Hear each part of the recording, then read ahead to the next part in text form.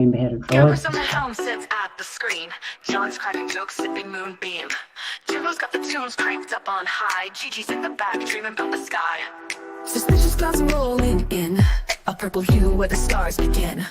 We're racing through the galaxy, can't stop the ride. With these wild cosmic vibes, it's time to glide. We're blasting off, no fear in sight, through suspicious skies into the night. Jimbo's beats got the ship in flow. Hold on tight, let's watch it glow. Oh, we're flying high through the suspicious skies, spinning planets, comets in our eyes. Look out, St. John, Jimbo, and Gigi. We'll ride the stars, we'll set them free. Oh, oh, suspicious skies, here we go. Oh, oh, into the unknown, let it show. Sid's mapping orbits like a cosmic king. John's lost in space, just doing his thing. Gabber's steering steady, on course we soar. Jimbo's remixing, the engines roar. Gigi's watching planets fade out of view, wondering where the black holes grew. Suspicious lights flicker past our eyes. Are we dreaming or chasing the skies? We're blasting off, no fear in sight, through suspicious skies into the night. Jimbo's beats got the ship in flow. Hold on tight, let's watch it glow. Oh, we're flying high through the suspicious skies, spinning planets, comets in our eyes. Look out, St. John, Jimbo, and Gigi. We'll ride the stars, we'll set them free.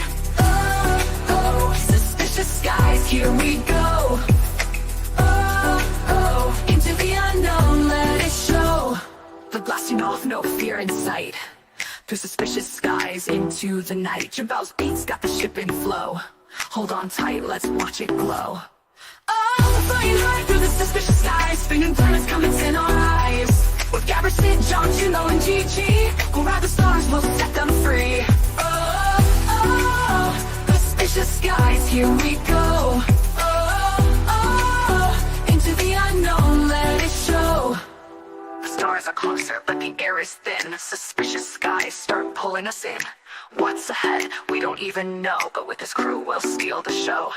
Sid's calculating, John's losing track. Gabber's ready for a gravity attack.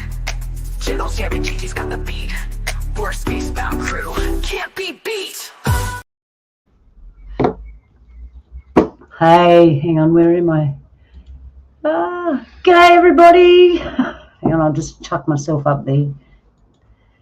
G'day everyone, thank you for joining us today. There we go. For you to listen to my story woven, and I want to welcome everybody. Malia, Gabba, Donnie, Sid, thanks for coming in. Everyone that's watching, thank you for coming. Before we start, we're going to be having breaks and stuff between chapters and things. I just want to say that all the names that you hear in the story, except for Uncle Donnie's here, just made up names. I haven't deliberately put anyone in there except for Uncle Donnie. They're all made up, and it's a made up story. So, and we can talk about that during the break if Donnie wants to give his input, because Donnie had a lot of input into this story, and so did my son. So, okay, we'll put everyone up to say hello, and then we'll start reading the story woven, and it's a supernatural Aussie story. It's a green story because I've only wrote it, hasn't gone to publisher or editor or anything like that, but I mostly wrote it for my friends to enjoy, and what happens to it after that happens to it. So we'll get everybody up and say g'day. Everyone can unmute themselves and say g'day. Where's Sid? There's Sid. G'day, mate. G'day Gabba. G'day Donnie. Dad's just beating the horse out at the moment, so he'll be back in a couple of minutes. That'd be right. G'day Waddy, I should say. How you going, Waddy? Thanks for coming. All right. And Malia will be back in. Sid's there, but he wants to, I don't know, Sid's being anonymous. All right. So. Doing gnome stuff. Doing gnome stuff, yeah. Doing gnome stuff. Yeah. Yeah, my good day, Luna. Malia. Hey, Malia, thank you for joining us. Hello, everybody. It's good to be here. Malia's like my general manager at the moment. General manager of the brain systems. Get the brain. That way she can turn it off. Just live So by we tried heart. Live by Yeah. heart. It's the easier way. Yeah, so it's going to be what it is. We've tried to make it entertaining for you. We got some slides that Malia's going to intuitively go through as I'm reading, and we've got Donnie here to answer questions, and we got Gabby here to ask questions. Yeah, and in the I've got a lot break, of questions to ask. okay, in the break we can just have fun. So, okay, I'll get myself off screen. Donnie, I want to talk to you a little bit before we start while I can get myself sorted out. I'm doing that. That's what I'm doing. Okay, so Donnie's not there yet. That's right. Okay, well, just give me a second. Not quite. Yeah. Oh, here he is. Sorry, he's taking his time. He's old. Oh, that's all right. He's going to miss the beginning of the story if he keeps going. Nice. Would you want me to start sharing screen? Yeah, you can share the screen. Okay. Put up. Yeah, we'll start in a second. Grab the starting things. If I can get it. Hey, I got to one point. I was halfway through the story. I'm like, hang on a second. No one's heard this. This could be horrible. I'm back. You're back. G'day, bro. How you going? Not too bad. I just had to go and feed the horse. I forgot about him. Right. Uh-oh. Hang on, I gotta figure out how to get the share screen going. We're just sorting out some tech. Donnie back? Donnie's back? Yeah, Donnie's back. We're just sorting out some tech. We got some pictures to share with you. How's it going, Donnie? How's it going, butter? Good to hear you. See you Not again, too butter. bad. Not too bad. Not too good, but not too bad, brother. Bada bing, bada bang.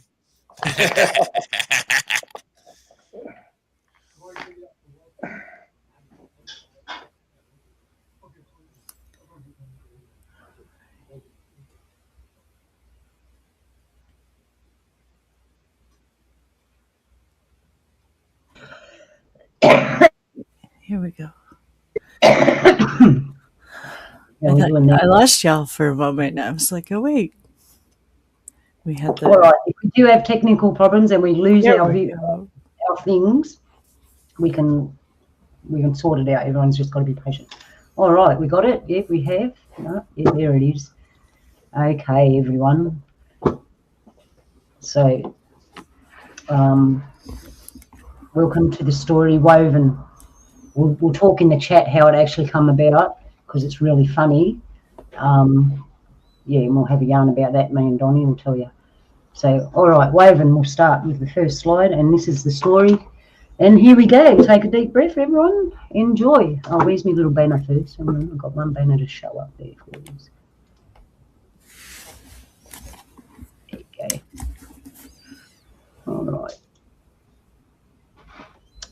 All right, so here we go. People, enjoy. I hope you really like it. Pete stood on the veranda of his house, proudly looking at his small station and surrounding bushland. First slide, Malia. Is that the right one? No, it's on the next one. Slide two. Number Slide two. Did it go? Are you guys seeing the change? No? No. Hang on, it might not be sharing properly. I can always drive the truck if we need. Hang on. I need a truck driver, Donnie. Gabbo. Check. We said technical. It is not. It will be. Donnie's not even driving. Donnie's not even driving his horse over here to help fix this. I have two in the yard. I should be able to get it. Okay. Oh, here you go. see that, right? Okay. Yeah. Okay. This is the one you want. Corey right? Good, Golden Showers with David Wilcock. Donnie, SSP Space Time Fantasy Stories. Oh, there we and go. Donnie, Number two in the outback. That looks like my backyard. I know. What are you doing taking pictures of my backyard? Wait till Donnie sees some of the other pictures. He's going to go, that's my fucking backyard. That's my fucking backyard. What are you fucking doing over here? Oh, there'll be swearing in this too, by the way, everyone. There's swearing because it's. I'm trying to give you a taste of Aussie life.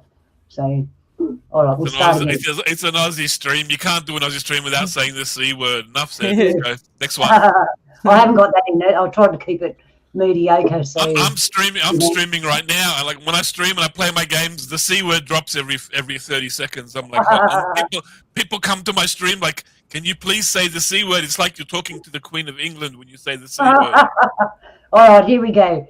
Pete stood on his veranda of his house, proudly looking at his small station and surrounding bushland. He finally had the money to fix up his property, buy some more sheds, and move his livestock to the back paddock. Caught in the moment, he didn't see the black snake curled up under the veranda. Barry, Pete's son, came rushing out of the back door, flinging open the wooden fly screen, disturbing Pete's moment. Hey, what you doing, Barry? What's going? What you got up? Oh, fucking hell. What's got you up so early this morning? When do we start hiring, Dad? I can't wait to get working on the place. We've been here for years, Barry complained. I'm going into town today to put some ads and ask if anyone needs work, explained Pete. I don't know if any of the locals will work in the back paddock because it's so close to the gully. You know what they say about the gully, Dad? Barry finished speaking with a swallow. Yeah, nah, nothing's happened up there for years, nearly 100 years, and we've been here for ages. Nothing's happened. The land's happy. We're certainly happy. Now we got our money, said Pete, play fighting with Barry. I'm off to town to see. I'll see you later, this Arvy. Can you go take a look at the fence line in the back paddock after you check the cows, please, mate? Pete asked while grabbing his keys. Pete drove to the local shops. Next slide 2.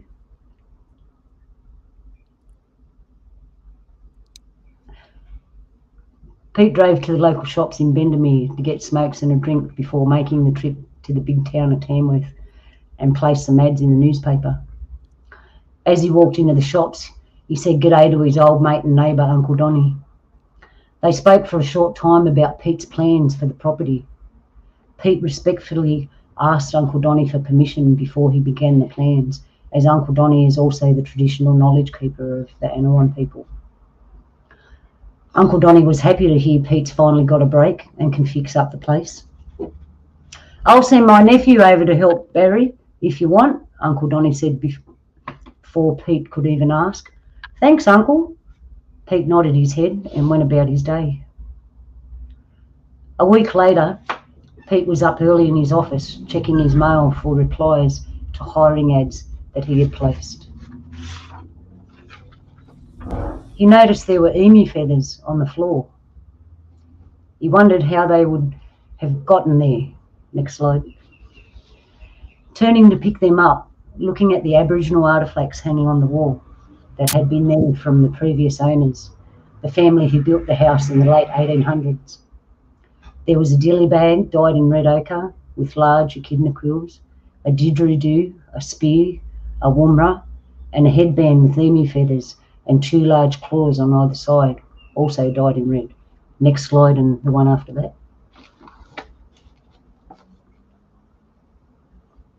None of the artefacts looked as if they were damaged in any way. Just at that moment, there was a knock on the door. Pete moved swiftly towards the front door, still clutching the emu feathers. The morning sun shone through the stained glass like an angel light at the top of the door. Next slide. As he opened the door, to his surprise, it was Uncle Donnie and his nephew Marley. He invited them for tea. Next slide. Uncle Donnie motioned his head, saying, I'm waiting for my niece. We're going bush overnight. Pete told them to sit on the veranda while they got some tea for them all. This is written in the 1980s, by the way. Barry, already awake, and went to join the others on the veranda. As Pete poured the tea, Uncle Donny told them about the sheep mutilations on the Collins property that had happened in the last few weeks. They were torn up like a pig got 'em. I haven't seen anything like that since I was a kid. Uncle Donny looked down at the well-worn wooden veranda floor like it had seen as much as him. Yeah, I remember Dad took me out to old Bill's place. They were yarning about some fellas that went missing on a bushwalk. Saw some strange mutilation on old Bill's property, but it was a cow, yeah. Uncle Donny looked up at Pete. I've got to tell you something before I forget. There were 5 hunters seen camping in the bush surrounding both our properties, and I haven't given anyone permission, he said with his finger pointed up in the air. I don't know what the next slide is, Malina, you're just going to have to go with it. Pete nodded and replied, they must be white fellas from out of town. Pete looked at Uncle Donny with concern, a concerned look on his face, complaining about inexperienced people and how he will have to call the ambulance because they shot themselves accidentally in the foot. They all laughed.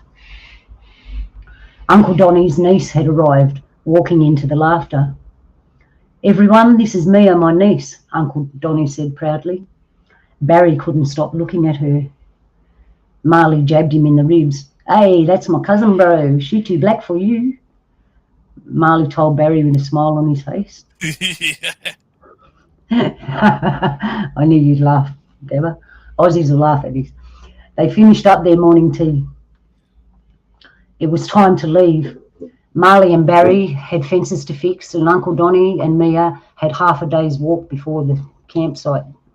Pete had to go into Tamworth and pick up a man named Steve he had hired to help manage the project and the workers.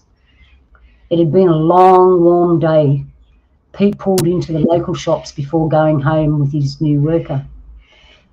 As he parked the car, he saw a commotion in the car park, people, police and ambulances. Police were interviewing the hunters Uncle Donny had spoken about. As they sat in the back of the ambulance, one of them deliriously rambling on about a woman singing and the trees trying to strangle him, thinking he was covered in blood, and the ambulance man trying to tell him it's just red ochre. The other two were in shock when the police asked if they had seen anything. One replied, it was a giant dog. The other said it was a giant lizard. The police sent them to the hospital for drug testing, mental health assessment and hypothermia. Barry and Marley were in the crowd. Barry came running towards his dad. Pete asked, what's happening, son? Barry began to explain that 2 of the hunters had gone missing in the night before and they found their bodies in this morning.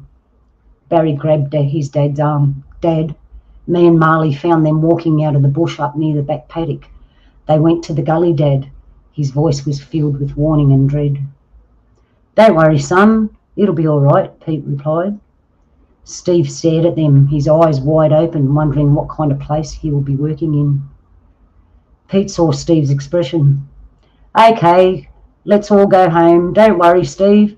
They were inexperienced hunters, that's all. They panicked and ran off into the bush at night. That fella was so scared he ran into a low-lying bush and thought the trees were trying to kill him. You're safe, mate, if you do the right thing, said Pete as they all got in the car. Marley and Barry just looked at each other with worried looks on their face. Pete could see them in the rear-view mirror.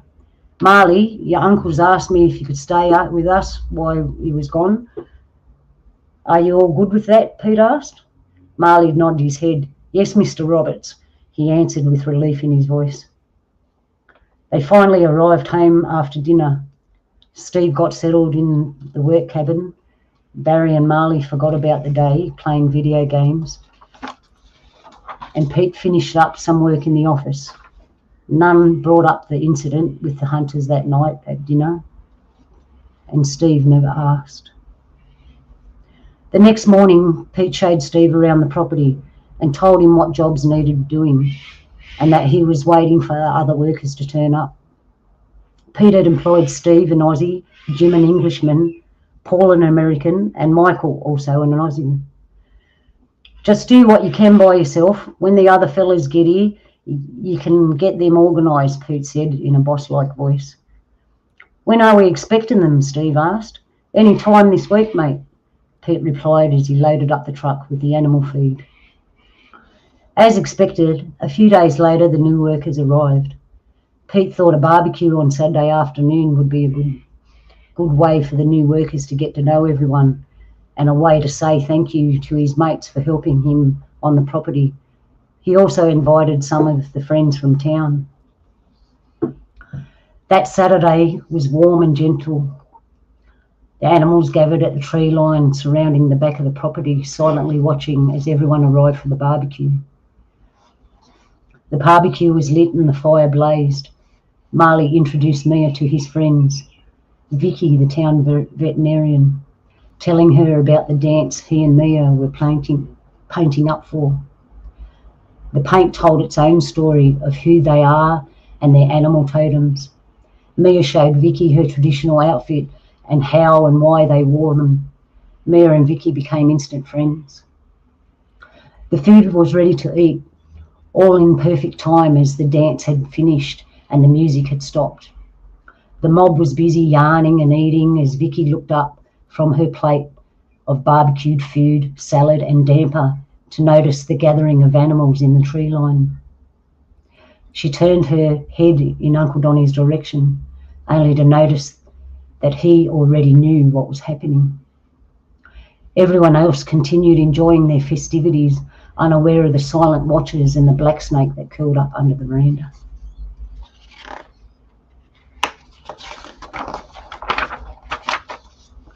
The fire blazed as the sun was gently setting in the sky.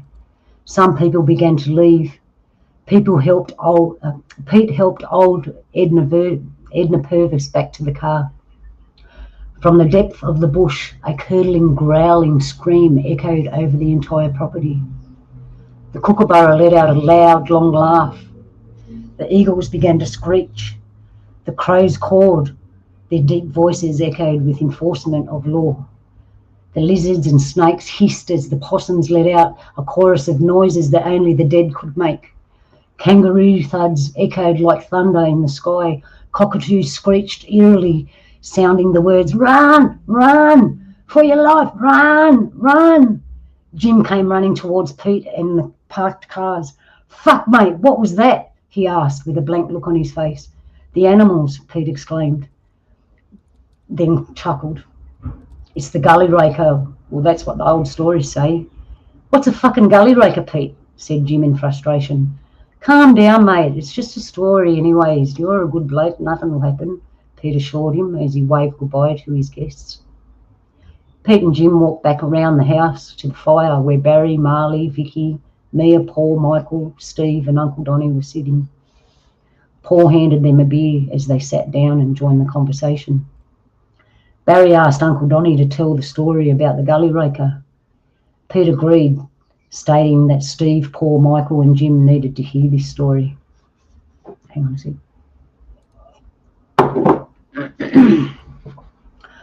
Uncle Donnie went on telling the story of the gully raker, who was formed by creator beings sent by a Dayami a long, long time ago to make protectors of the land and the inhabitants for all time. Message sticks were sent out from the ocean to the mountains, from the mountains to the desert, for all to gather at the giant tree where they were asked which of them would come forth as protectors. The echidna men were the first to stand. Then possum women, the dingo men stood. The goanna, kangaroo and eagle men were next. Quietly walking through the mob were the clever men and women from the human people. They had knowledge of many things in all worlds and the ability to travel to them.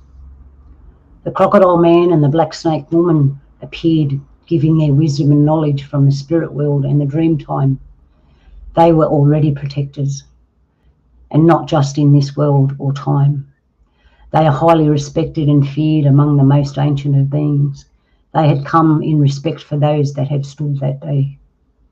The creator being began to sing a song of creation. holding stories that were as old as creation, activated by sound that lit up the earth beneath their feet, song lines that travelled across the depths of the earth. A crocodile man and a black snake woman drew circles in the ground. Boomerangs and klapsnicks made a rhythmic, hypnotic note. Songs of wisdom and knowledge danced in a spiral through the brave warriors. The light and sound generated from the frequency was visible for all to see. The warriors were nudged together in small groups, some to the north, some to the south, groups to the east and groups to the west. Everything vibrated with the hum of the sound of their bodies turned into pure energy. Gold fell upon the ground and shot into the earth like lightning. As they were transmuted, the resonance was felt throughout the living worlds, and then abruptly it all went silent. The colours of light sounded and faded. Each small group of warriors had become one, and the gully rakers became protectors. Uncle Donnie ended the story. For a long moment, everyone went silent. Only the fire crackled. Barry stared at Mia through the flames. She still had the pain on her face. He caught her gaze for just a moment, long enough for him to remember something familiar, something that he could not place. His focus was interrupted by Jim's drunken, aggressive voice. "That's just a story. You can't fucking believe that." "Back off, Jim," Steve said, slamming down the beer. "That's bullshit, you fucking black bastard. Are you just trying to scare us?" screamed Bill. Screamed Jim. Jim's pissed off. Yeah. Hey, they're family, mate. You can't go saying shit like that. "You had too much to drink. Go to sleep. Go and sleep it off. We'll deal with you in the morning," Pete ordered. He stood up and called it a night, apologising to the rest of them. Uncle Donnie looked at Vicky and nodded his head in acknowledgement. Vicky nodded back in agreement. Nothing was said. Everyone went about their way. The fire died out and the darkness brought the silent sounds of night. In the tree line there were two red eyes, stayed fixed on the house, and from the veranda slid a black snake quietly across the grass. End of chapter 1.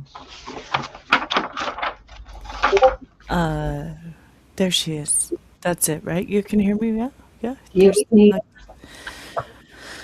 Okay. Well, I believe I have by chapters, so let me go see if I have the other ones. You may, I have at least the next set that you emailed me, so hopefully that's all of them, I think. Okay, well, while you're doing that, what do you think, Donnie? Got anything to say about that scene? You're the starring person. It sounds good at the moment. Good. Gabba, I like your reactions, Gabba. That's telling me it's real. It's like the cow mutilations, but in Australia we have sheep mutilations because we have more sheep than cows. Yeah. It's interesting. Very interesting. Because over here in Australia, our farms are so big that one farmer's cows cannot find the other farmer's cows next door. That's how big our farms are. So because of that, our cows never interbred. So we never lost our original bloodlines of cows and sheep from 200 years ago when the first fleet come here.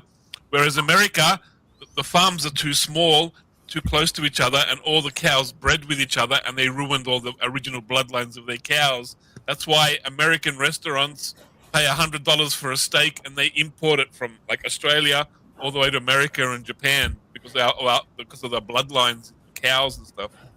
Cool. And they send the stuff from here to Mexico, and all the beef down in Mexico is nasty. Ooh. Hella nasty. I don't eat cows, so I'm right. Yeah, it ain't the same, that's for sure.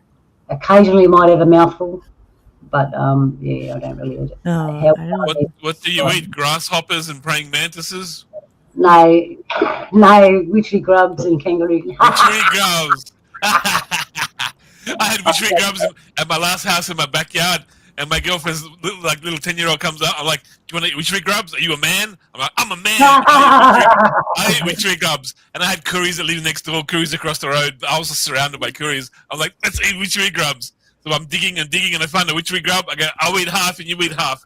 And he ate one, and I ate one. It's all gooey and stuff. Ew. I actually haven't had witchy grub. I've had everything else, and my favourite is crocodile. I absolutely love Crocodile. Crocodile's nice. It's like chicken almost. Yeah, it's absolutely it's divine. That's what I've heard. It's really good. I haven't had it though. But people who have tell me, everyone I hear say, "Oh, it's like chicken." You need like like a 20. You need like a 22 rifle though. Like pop one round in the top of its head, and you got like nice shoes and belt and a handbag you can make. Yeah, true that. All right. I'm ready when you are, Luna, and I think it's wonderful so far. Like I'm on the edge of my seat. Oh, cool. That's what I want to. Give me just 2 seconds. Yeah. No, seriously, like I'm loving this. This is a great story. And I heard Uncle Donnie come in. I was like, oh, cool. Aliens are mutilating sheep. I'm waiting for them. Yeah. Aliens to mutilate the possums next or something. Like, what the hell's going on in this town? Yeah. Well, they're sitting around having tea. Sitting around having tea, eh? Sipping tea. There's a lot of food. Okay. We'll get into the next chapter. This is shorter, I think. This one's shorter. It's shorter. I am ready. Okay. I've got to not get the papers mixed up. I'm so glad I printed them out because it'd be really awkward reading them off the computer. Okay. So when you're ready, Malia, we'll keep that slide. Coming up here. 2 seconds. All right. My eyesight's going fucking wonky. There we go. Right? Is that the right one? Yep. It says chapter 2 there, yeah. I think so. Thank you. Yes. All right, here we go. Chapter 2, back to work. A few days had passed. The tension created at the barbecue had subsided. The time for some hard work had begun. Pete and Steve called all the station hands together, organising the workload for the day as a police car came slowly up the driveway. We're into the slides now. Next slide.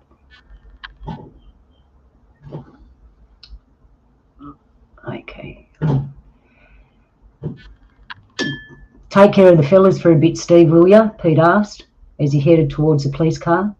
2 men got out. It was Officer Jenkins from the local police station. He said hello to Pete and introduced him to Detective Farron. What brings you here today, gentlemen? Asked Pete. There's been sheep killed in the area. Just want to know if you had any trouble yourself in the past few weeks, Officer Jenkins inquired. Yeah, nah, nothing's happened here, Pete said, shaking his head. So what else is up? He continued with a smirk on his face. Officer Jenkins knew Pete well enough to speak his mind. We have a matter we're looking into. It's to do with the hunters found a few weeks back. His voice was serious. Detective Farron was brought in there to help us investigate the case. Officer Jenkins paused, composed himself, and then continued. They don't know what killed them, Pete. They weren't mutilated like the sheep, and the eyewitnesses' stories don't match up. Pete looked at Detective Farron. In the back of his mind, the story of the gully raker faded, and the echo of the dillybag woman's story sent chills across his spine. Will you take a look at the victims' photos, Mr. Roberts? Help us find out what really happened to them, asked the detective. Why me, Jenkins? Pete asked. Detective Farron cleared his voice. It's a small town, Mr. Roberts. We know you're the best person to talk to about these matters. Pete thought for a moment before making a decision. Feeling reluctant, He agreed and suggested they go up to the house. Pete took them into the house and seated themselves at the desk in his office. Detective Farron opened a yellow envelope and placed an array of pictures in front of Pete. There were no other weapons at the campsite besides the hunters' bows and knives. We found hand-rolled string, possum fur, emu feathers, beeswax, ground human bone dust, wild pig tracks, and unidentified footprints around the campsite. They don't resemble any animal we have on record. Pete continued to look at the pictures. He had seen these footprints before when he was a kid in the bush with his grandfather and uncle. He knew what it was, but couldn't understand why the bodies were so contorted in fear. He turned to Officer Jenkins, asking what the other hunters had seen. Detective Farron's attention was on the artefacts hanging on the wall, interrupting the conversation with the questions of how old they were. About 100 years, Pete replied. The detective looked at Pete with a blank expression on his face as he said, "The evidence we found at the campsite was dated and looked to be about 80 to 100 years old." "That's impossible," Pete said in disbelief. Officer Jenkins motioned his hand back to the pictures on the table.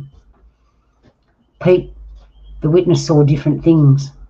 Officer Jenkins was struggling to retell the events of the hunter's experience. One said he heard singing and a woman half naked with her face covered. The other saw a large dog with red eyes, and the other bloke said he saw a very large lizard with spikes. And as you can see, the deceased victims have puncture marks on their bodies.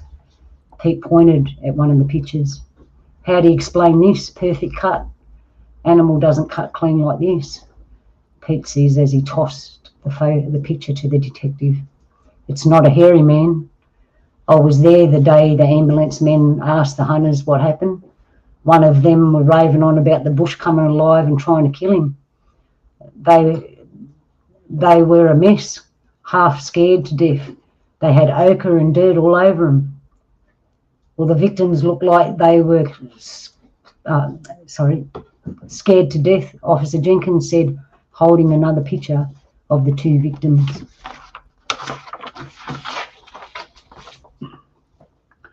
"Where did you say the bodies were found?" Pete asked in curiosity. Jenkins replied instantly, "Near the old tree just past the river, way before the gully." Pete finished his tea and began to stand, saying, "That's woman's area up there. I don't have a conclusion for you, gentlemen, but I can ask some of the old ones in the community if they know any stories of this kind or thing happening before." As they were leaving, Detective Farron took one last look at the artefacts on the wall while thanking Pete for his cooperation and time. Pete walked him to the door and watched as they walked up the driveway, not sure of what to think about the whole situation. Everyone has been a little on edge since they found the hunters a few weeks ago, and there's still a lot of work to be done. Pete walked up to the workers' hut to get a postie bike so he could check on the work crew's progress. As he neared the house, he thought he saw someone running behind the house. He quickened his step. Maybe it's Vicky coming to check on the livestock, and everyone's out working, he thought to himself. He took a deep breath as his mind clarified what he had seen. He knew it wasn't Vicky. He walked to the back of the house. Nobody was there. He continued to look around the house. It was quiet, nothing unusual to see. Pete relaxed and went inside to get the keys. He shut the door as he was leaving. He heard a woman giggle. It sounded like it come from the right of him, but there was no one there on the veranda. Pete took one step forward, away from the door. Broadening his senses, he could feel a presence. It didn't want to hurt him, but it did want something. He stood still, looking toward the tree line. The feeling was getting intense. He heard a woman whisper, "Darana, Garamara." A large white cocky flew straight toward him, shattering the silence of the whispered words. Yama! It screeched the cockatoo. Pete jumped back in shock and a movement. You got me there, mate, he said to the cockatoo as he began to walk down the front of the steps towards the pasty bike. Pete put the key in and started up, shaking his head in laughter, his mind dismissing what had just happened, giving in to the general programming. It was just a bird. Steve saw Pete riding down the track toward the work crew. He looked up at the sun. It was nearly midday. He yelled out to the other workers, "Oi, you fellas! Lunch, boss is coming." He waited for Pete to park the postie and motioned him over to where he was standing. "How's it going, Steve?" Pete asked. "Mate, we got good weather and the crew are working hard." "That's good, mate," Pete replied, not saying much after that. Steve lifted his head up, asking, "So is there something you want us to do, boss, eh?" Pete said in his mind. "Mate, everything's okay?" Steve asked in concern. Yeah, Pete answered, grabbing his beard.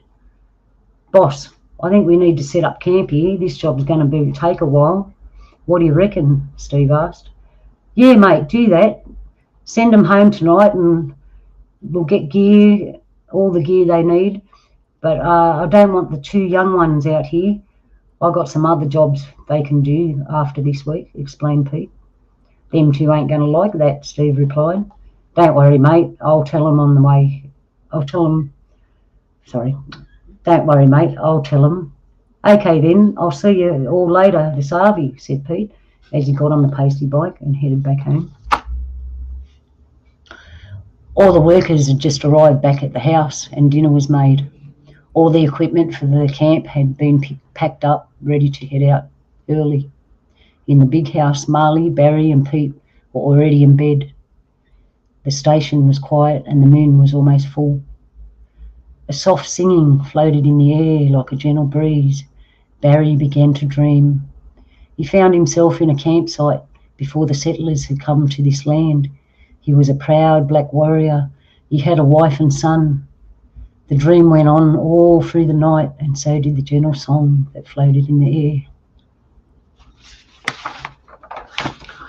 Barry slept with a smile on his face. The sun had begun to rise. The singing had stopped and the sounds of the morning took over the air. A rooster crowed. Barry sat up from his sleep, soaked in sweat, panting like he had been running. He wiped his face with his hands, only to find tears falling down his face. He felt as if he had lived a different life in one night when he remembered his wife and son. "That's ridiculous," he thought to himself. "I'm only 23, I haven't even got a girlfriend," and laughed at himself and got out of bed, got dressed and went into the kitchen. Pete and Marley were already awake and had breakfast on the table, talking about how they had the best sleep of the night. Barry sat down at the table, unusually quiet. "Ready for the day?" Marley said. He nudged Barry. Barry didn't say anything, just looked at Marley. "You okay, son?" Pete asked. Barry still had a tear in his eye. "I don't know, Dad. I had the weirdest dream," Barry said, wiping the tear from his face, feeling stupid in front of Marley. Pete and Marley looked at each other, their eyes open wide, not wanting to say anything to upset Barry. "Cars," Marley said with understanding in his voice. "Dreaming is part of us. Don't feel shame for being connected, cuz." Pete nodded his head in agreement as they finished their breakfast. Looking at them both, he realised they were growing into good men. "Alrighty then, it's time to work. Oh, by the way, you two are only working at the campsite till Friday." Both Marley and Barry began to complain. Okay, before you go sounding like you two-year-olds. "He can't go out to play. I've got other jobs for yous. That doesn't require so much hard yakka." Instantly they stopped, looked at each other and smiled at the thought of no hard work. Pete laughed, ushering them out the front door. As the front door closed, shut, the wind from the door blew emu feathers in the air that went scattered on the hallway floor that went unnoticed. Oh, and that's it. Sorry, that's the end of that chapter. I didn't realise it was coming up. Yep, so they've gone to work. So the emu, as they shut the door, there were emu feathers again on the floor. Oh, fuck. Look, I know, that's my mistake when it printed out. I'll read that last bit so it comes out properly. So as the front door closed shut, the wind from the door blew emu feathers in the air, and they were scattered on the hallway floor that went unnoticed. The sun shone through the stained glass window above the door, and a black snake slept on the veranda. So, okay, they were the last two slides. Oh, I've missed. That's all right. Nearly lost the last one. Stand up, move around. She's so pretty. Yeah, she's sleeping. I've just got to move around a bit. All right, so we're up to chapter 3. How are we going, everyone? I like it. The story is authentic. It's got authentic curry talk. Cool. We like Yeah. I don't know how many of you are out there listening, but I hope you're enjoying it too. All right, I just got to move around a bit because I've been here since 5 o'clock this morning. I was on my friend's radio station, so I did that before I come here. And my voice is going to start to go hoarse, but I'll keep on keeping on. I'll just get some liquid.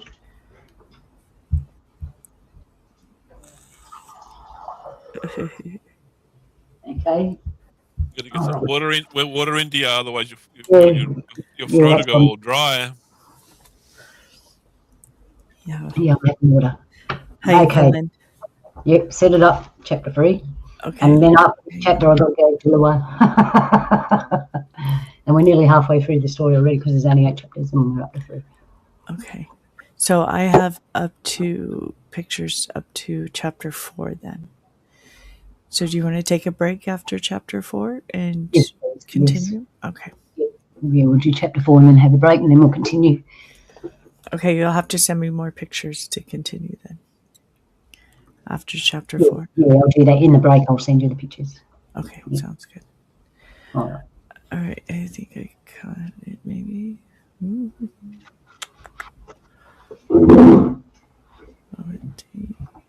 I've got sound. Hang effects on, in. because I got some really, really good happy smoke here. Oh, yeah. It's taking me about 3 times as long That's all right. You got to happy do smoke. shit. You got some happy smoke. Yeah, it's You called just call it. Pear OG. It's really good. Oh, pardon me. Just say I'm smoking some weed, getting stoned, eh? Yeah. Why not? It's long weekend, bro. It's Australia Day tomorrow, Donnie. Actually, Donnie, for us, it's went from invasion day to What survival do the day. curries? What do the curries Yeah. say? I'm having a bajungala, having a couple of bajungalas, eh? Ganja, yarn. Conjugalas. Smoking some yarny, having a couple of bajungalas. Oh shit! This is getting too Australian authentic. Holy. It's supposed to be, bro. It's supposed to be. Nice. Chapter 3, Woven.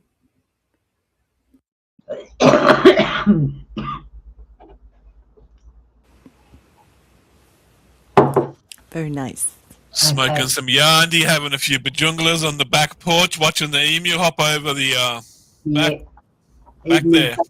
Crocodile. Fucking prime possums out there. Fucking, was it Mr. Squiggle, the man from the moon? Agro's here from Channel 7. Connection. Everybody's here. It's a big party, big party. Yep, Ashevin. Remember Agro from Channel 7, Cartoon Connection? I love Agro. And then I love Agro. Yeah. Yeah, we grew up with cool things like that. Okay. Yeah, and then what? All right, we say this one's Ancestors, Chapter 3. You'll like some of the pictures, Donnie. Some of them you'll recognise, bro, so if you don't want them up, just jump in and go, get that picture off there. It'll be all good. All right, because some of them are real photos and some of them I've just taken from somewhere else. Nice. And it's up to you to figure that out too. All right, chapter 3, Ancestors. Here we go.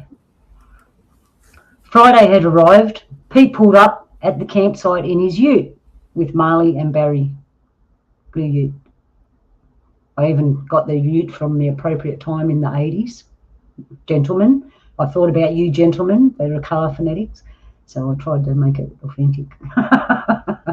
All right, back to the story. That's a very beautiful blue. That's a beautiful blue. Holden. It's a beautiful car. Do you like it, Donnie? Holden. Yep. Holden ute from the 80s, bro. Holden. That passes. Bloody Holden. Holding together just barely. To Italian. Better than Ford. I don't know what it is. I learned to drive in a ute. That's why. Still holding together. I saved my voice for the story. All right. So he pulled up in his blue ute with Marley and Barry. The men in the camp were sitting around the fire finishing their cups of tea. Pete joined them. Michael called out from across the fire, "Boss, they say there's gold up past the valley. Is that true?" Pete looked at them with his eyebrows raised, replying, "That's what they reckon, eh? I wouldn't go chasing stories." He sipped his tea. "I wouldn't go poking around up there. It's not a good time," he said in a flat voice. "Fuck, Pete, are you trying to scare us again?" Jim said. The men laughed, getting up to collect the work gear. Pete pulled Steve aside, saying, "Mate, watch them fellas. Keep them out of trouble." Steve looked Pete straight in the eye, replying, "I will, but I don't like babysitting. It'll take a couple of weeks or so to clear this area, do the fencing and put up the shed. I'm taking Barry and Marley to work on Uncle Donnie's property. He needs a hand," Pete explained as they walked back to the car. Steve had a sense of doubt in his mind as he watched Pete and the boys drive away. He had worked with men like Jim before, unwilling to follow orders, had little respect for his workmates, knowing it would only add up to trouble. It was just a matter of time. Uncle Donnie and Mia were sitting outside the fire yarning as Pete drove up with the boys in the car. Oh, yeah. Barry's face lit up when he saw Mia. He couldn't wait to get out of the car to talk to her. Marley shook his head and giggled to himself. Pete parked the car and they all got out. Barry rushed down to the fire at the side of the house. As he got there, Uncle Donnie was sitting alone, eating the last of the damper that had been cooked on the coals. Next slide, sister girl, next slide. Well done. Damper. We're up to the damper. Barry looked confused as he sat next to Uncle Donnie on the log, asking, "Where's Mia, Uncle?" I'm not doing very well. Uncle Donnie motioned his head towards the bush, still chewing the damper with a smile on his face. This morning was unusually pleasant, and flowers announced the arrival of spring. The birds were singing messages to each other. The air was gentle and warm, and the sun spoke softly through it. The animals were busy and quietly doing what they do. Marley and Pete stood by the fire, taken in the beauty of the moment. "We're working at the river today," Uncle Donnie said abruptly as he got up from the fire, ending Marley and Pete's perfect moment, and stood there like he was waiting for Pete to leave. "Right then, I'll be off," said Pete awkwardly. "Yeah, okay, Dad, I'll see you later," Barry replied. Marley waved. "Yellow," said Uncle Donnie. Pete got back in the car and drove off. "Right, boys, we're off to the river." Uncle Donnie's words were filled with excitement. "I thought we were working at here, Uncle," Marley said, a little bewildered by Uncle's motivation. "We are," Uncle Donnie replied. "There's different kinds of work, son." The boys looked at each other, wondering what kind of day they will be having. Uncle Donny started to walk off. "We better go now, Uncle. We better go now. Uncle might disappear and we won't know where he's going," Marley said to Barry with urgency in his voice. They followed Uncle Donny through the bush, just past the old red truck, up the dirt track till they came to the river. They sat in a clearing where the water was calmly flowing. Frogs were beeping, and dragonflies were abundant. As they sat down, a feeling that they had been here once before filled their bodies, and their spirits grew in peace that it provided. The boys sat listening to Uncle. "This is where our people came together. We did many things here by the river. The mother always provided everything we needed." He took 3 small bundles from his dilly bag, each wrapped in kangaroo skin. He gently placed them on the ground, unwrapping each one with care, explaining to the boys what each one represented. The first one was a rounded square rock with an impression in the middle, light in colour. He held it in his hand, saying, "This one brings you back to your country, to now. Hold it in the palm and put water in the middle. It's the homestone." From the corner of their eyes, Barry and Marley could see glimpses of the ancestors appearing and disappearing as they were in the place a long time ago. Uncle unwrapped the second one. It was a smooth, flat river rock with a slight bump as big as your palm. "This one is the journey stone. Shows your life, your journey, your future." Marley and Barry sat there in wonder and marvel as Uncle Donny unwrapped the third bundle. "This one?" He paused for a moment, looking at Barry. "This one is a memory rock." He grabbed Barry's hand, turning his palm upward. He placed his hand over Barry's, telling him to pay attention to what he sees. Then slowly he moved his hand away, leaving Barry to gaze at the pointy pyramid-shaped stone cluster. Barry moved his hand to look at the rock closer. It was smoky quartz with red veins. Barry's mind fell into the beautiful colour and shapes of the red veins. His hand had become empty and much darker. His palm was rough with blood on it. He looked up at Uncle and Marley. They were no longer sitting next to him. As he stood up, he felt a spear in his other hand. Turning his head, he looked at the spear. He noticed he was wearing traditional clothing and painted in ochre. He saw many warriors fighting with him against the pale-skin invaders. He felt liquid running down his stomach, mixing with the ochre, and he started to feel dizzy. He looked upon his body. Blood was streaming from a bullet wound. He looked at the earth and the trees, realising this was not the grounds he was shown as a boy, the land only used for war. A tear fell onto the ground and his heart grew heavy. He saw his wife and son in the haze of the sunlight. He called out to the ancestors. He called out to the army to take him home to the stars. He fell on the ground. Barry shuddered as he drew a deep breath. The stone in his hand glistened from the light of the sun. He looked at Uncle Donny and Marley, who were out of focus from the tears in his eyes. Marley sat silent in concern. Uncle Donny began to smoke Barry with eucalyptus leaves he had prepared in a coolamon while Barry was in the rock. With a calm, patient voice, he sang over Barry, now becoming present and calm himself. Uncle Donny stopped singing, fixed his eyes to Barry, saying, "You, the other warriors, that was the Wiradjuri War of 1830. You didn't just fight for our people and the land, our mother. You all fought for our culture and our spirits and the dreaming. You remember Mia now, don't you? This is for you only. Think about what you saw." Barry's eyes widened and he remembered. many things. He felt solid, as if he had become wiser and stronger in his spirit.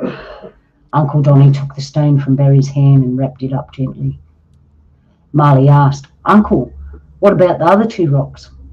Uncle Donny continued wrapping the other stones up in kangaroo skin. "That's for another time," he said as he lit the fire. "Must be lunchtime, eh?" he said casually. "There's some wild raspberries and snotty gobbler seeds just behind us. You wanting a break, you reckon? Go get 'em?" He looked at the boys with a smile. "No, we're not eating that," Marley complained. "Come on, Uncle. Can't we catch fish or something?" Barry whined. "We'll go look in the river. You'd be surprised how the mother can provide," said Uncle Donny, enjoying his fire. Marley got up to check the river for fish. Barry called out to Marley, "Did we bring any tackle? Did we get anything?" Uncle Donny was still enjoying his fire. He rolled a smoke and lit it from a hot stick. As he placed the stick back in the fire, he became aware of a familiar presence approaching them. From nowhere, Vicky appeared. "G'day, you Mom. The things you find out here, eh? How you going?" she said in her jolly voice. "What you doing out here, Vicky?" Uncle Donny said. Just felt like a picnic by the river, you know," she said, shrugging her shoulders. Marley came running back from the river as soon as he heard the word picnic. "Vicky, did I hear you got food?" Marley inquired. "Yeah, I got food. Will you go get me some of those raspberries and snotty gobbler seeds from over there?" replied Vicky.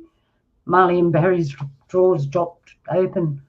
"Well, go on. What you looking at?" ordered Vicky. Marley and Barry did as Vicky asked. Why, she unpacked their picnic basket, and Uncle Donny listed the food as Vicky took them out. Flask of tea, Boggabilla hamburgers, aka Devon and tomato sauce sangers, egg sandwich, damper, and cream. Thanks, Vicky," Uncle Donny smiled with delight. "Here you are, Vicky," Barry said as he put down the berries and the seeds for the damper. "Thanks, Vicky," Marley said as he shoved sandwiches into his mouth. "Yeah, thanks, Vicky. You've always been kind," said Barry, wondering why he said it like that, looking at Vicky, wondering what connection she has. "I was on my way to see old Edna Purvis. She called me yesterday complaining of animals wandering around the edge of town near old Bill's property.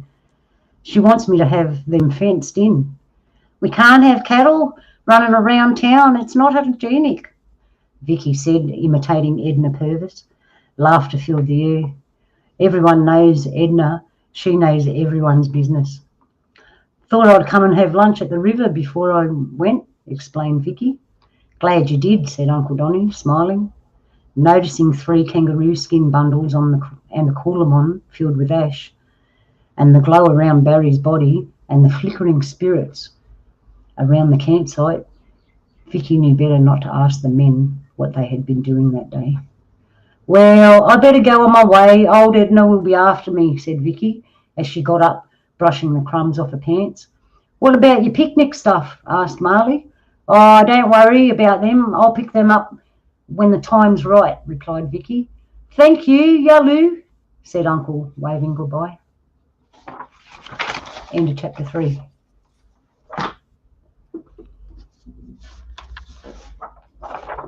Okay, we're up to the next lot of slides now. All right. And then I'll read this one and we'll have a break. Sounds good. And I hope everyone's enjoying it so far. This is a true story, isn't it? Donny, there's a secret to this story. There's more truth. There's more truth in this story than any story Corey Good or David Wilcox ever told. Know what I'm saying, Cuz? Know what I'm saying, Cuz? That's funny. Thanks. I'm glad you're here. I'm hearing you. You hear it? What do you think, my brother? You're the star in this show. What do you think? No, so far, so good, eh? Cool. That's good. I need a pair of new eyes, man. Maybe if I turn the light on, that might fucking help, eh?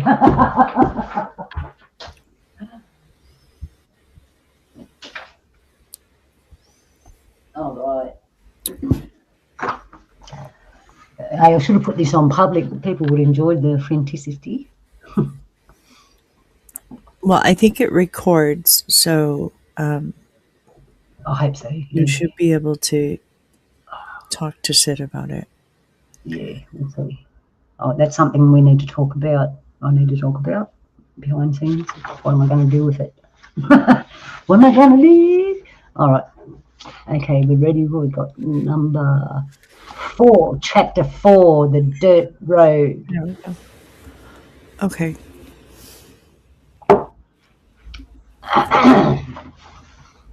All right, here we go. The dirt road. Vicky drove to old Edna's place. It was a beautiful large house and gardens that time had forgotten, kept with love and care on the edge of town. Edna was sitting on the veranda with a pot of tea and a plate of Leamingtons. Hello, Vicky. Thank you for coming. Would you like some tea? asked old Edna, as she poured tea from the finest china. Yes, please, replied Vicky. So, Edna, what have you seen exactly, and where did you see it? asked Vicky. Hang on, I need some fucking eyes. Here we go. Edna told Vicky that a few weeks back, when the hunters had gone missing, she saw a large animal roaming around at the edge of old Bill's property. Since then, there have been more of them. Vicky listened with raised eyebrows. Also, there has been the sheep killings and the strange noises from the bush at night. They could be stray cattle, Mrs. Purvis, Vicky replied. My grandfather would say strange things came about the bush around here. We would think it was because he was old. I think there might be something to his ramblings. Watch out for the pigs, he would say. They would kill the sheep, said Edna with concern, sipping her tea in a nervous way. I'll go talk to old man Bill. It's probably the Yowie people Uncle Donny's mob talk about. The Yowie people. Vicky said assuringly. Do you believe them stories? Edna asked. It's some kind of animal, Vicky said in laughter. I'm sure it's nothing, Mrs. Purvis. Just some loose cattle. I'll go see old Bill now, Vicky said, finishing her tea and grabbing her bag and keys. Thank you, Vicky. You will let me know what's happening, won't you, dear? Yes, Mrs. Purvis, Vicky replied, knowing Edwin would find out one way or another. If you wanted to know who and what was happening in town, old Edna Purvis was the lady to see. Vicky got in the car and put the keys in the ignition and took a deep breath, wondering what the outcome of the day might be. On her rear vision mirror hung an old Celtic cross that belonged to her great-grandmother. She took it off and hung it around her neck and started the car, waving goodbye to Mrs. Purvis. Stopping at the end of the driveway on the right was a dirt road that led to old man Bill's property. Vicky noticed a gust of wind that created a spiral funnel, sucking up the dirt and leaves as it whisked along the road towards her. It seemed to grow in size. Sitting still in her seat, Vicky watched as it got closer. Hearing the wind almost like a song, Vicky became memorized by the whirling vortex. Feathers, dirt and leaves whipping around so fast she could see a figure forming, and as quickly as it came it vanished. The leaves and dirt fell to the ground. The emu feathers fell in slow motion. A kookaburra laughed in the background, then everything was still. Vicky put her right indicator on and pulled out of the driveway onto the road towards old man Bill's place, remembering what old Auntie Winnie had told her about the Willy Willy Man. The Willy Willy Man will come when there's magic in the air. A wind song will be sung to tell you that he's there. He may leave a message, then he will disappear. 15 minutes further up the road, Vicky arrived at old Bill's house. It was a little broken down settler's hut in the middle of nowhere. I'm sure that road wasn't this long, Vicky said out loud as she got out the car. Looking over to the back of Bill's house, she felt something watching her. Bill came out from the house. "What's up, Vicky?" he said with curiosity. "There's something really large or a lot of something over there watching us, Bill," Vicky said, frozen by the car. As they stood and stared into the long grass and tree line, 2 adult male kangaroos came jumping down the side of the house. They stopped and looked at Bill and Vicky, turned to each other and looked back toward the tree line, nodding their heads. Bill and Vicky looked at each other in wonder. Then from the tree line, through the long grass, hopped a whole mob of babies and mother kangaroos, all in a line. As they hopped away, the 2 male roos lifted their heads, as if to say, "See you later, have a good day," and jumped away to join the mob. Bill and Vicky laughed as they walked towards each other. "I haven't seen you for so long, Vicky. It's so good to see you. You look the same," Bill said, his eyes glowing in joy. "I'll take that as a compliment, thank you, Garamara," Vicky said with her nose up in the air. "So what brings you up here? Mrs. Purvis complaining again?" Bill said directly. "Well, yeah." "Have the hairy men been around again, Bill?" asked Vicky. "History is repeating itself, but we don't have to hide anything anymore. The world is open to the yowie and other things," Bill said, his voice crackling and lowering in depth as he spoke. Vicky became a little nervous at the sound of Bill's voice. He was the oldest man around. He had always lived in the old hut for as long as anyone could remember. Bill noticed Vicky's necklace, reaching out to touch it. He said, "You still have it. Have you been back to Ireland, Vicky?" "No, I haven't, Bill," Vicky answered. A deep hum came out of Bill. "You like it here, don't you?" "I do, Bill, I do," said Vicky with a big grin. "That'll do for the day. You know how these things go." Bill's voice wavered as he turned to go back into the house. "Thank you, Bill," said Vicky, wishing Bill had a little more time to spend with her. It had been a strange day. Looking up into the sky, Vicky felt a familiar feeling as a breeze moved through the air. "We are all connected," she said. And that's the end of chapter 4. Let's have a break. I knew the Yowies were real. Aye. Ooh. Okay, so now's the time to grab a drink and grab something to eat and go for a pee if you need to, July. I've never seen a Yowie, but I've had strange things come up to me in the bush. Donnie could tell you about that. Strange things like the noise they're making, and they're that close to you that like you think there's a person standing there in the dark just a few feet away from you, and you're like, what sort of a person would come this fucking close to me? Like, I don't know. I've heard and felt some weird shit out in the bush, especially out near the swamp. Yeah. Other people have complained. Other people, locals, said they had the same thing happen to them. I got input from the locals ringing me up. Cool. Input from the locals. Yeah, I just got messages from the locals saying it's good. Thank you, everyone. All right, I'm just going to have a little quick bite of some fruit and another drink. Bonnie, you there? You want to have a yarn? You want to say something? I'll just wave at everyone for a second. So you know I'm real.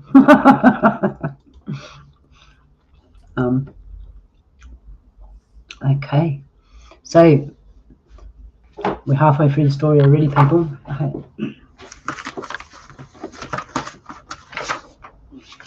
I'm glad I printed it out. With all the tech problems we had, I could just see it happening. So, All right. I'll be back in 2 seconds. I need Jill away.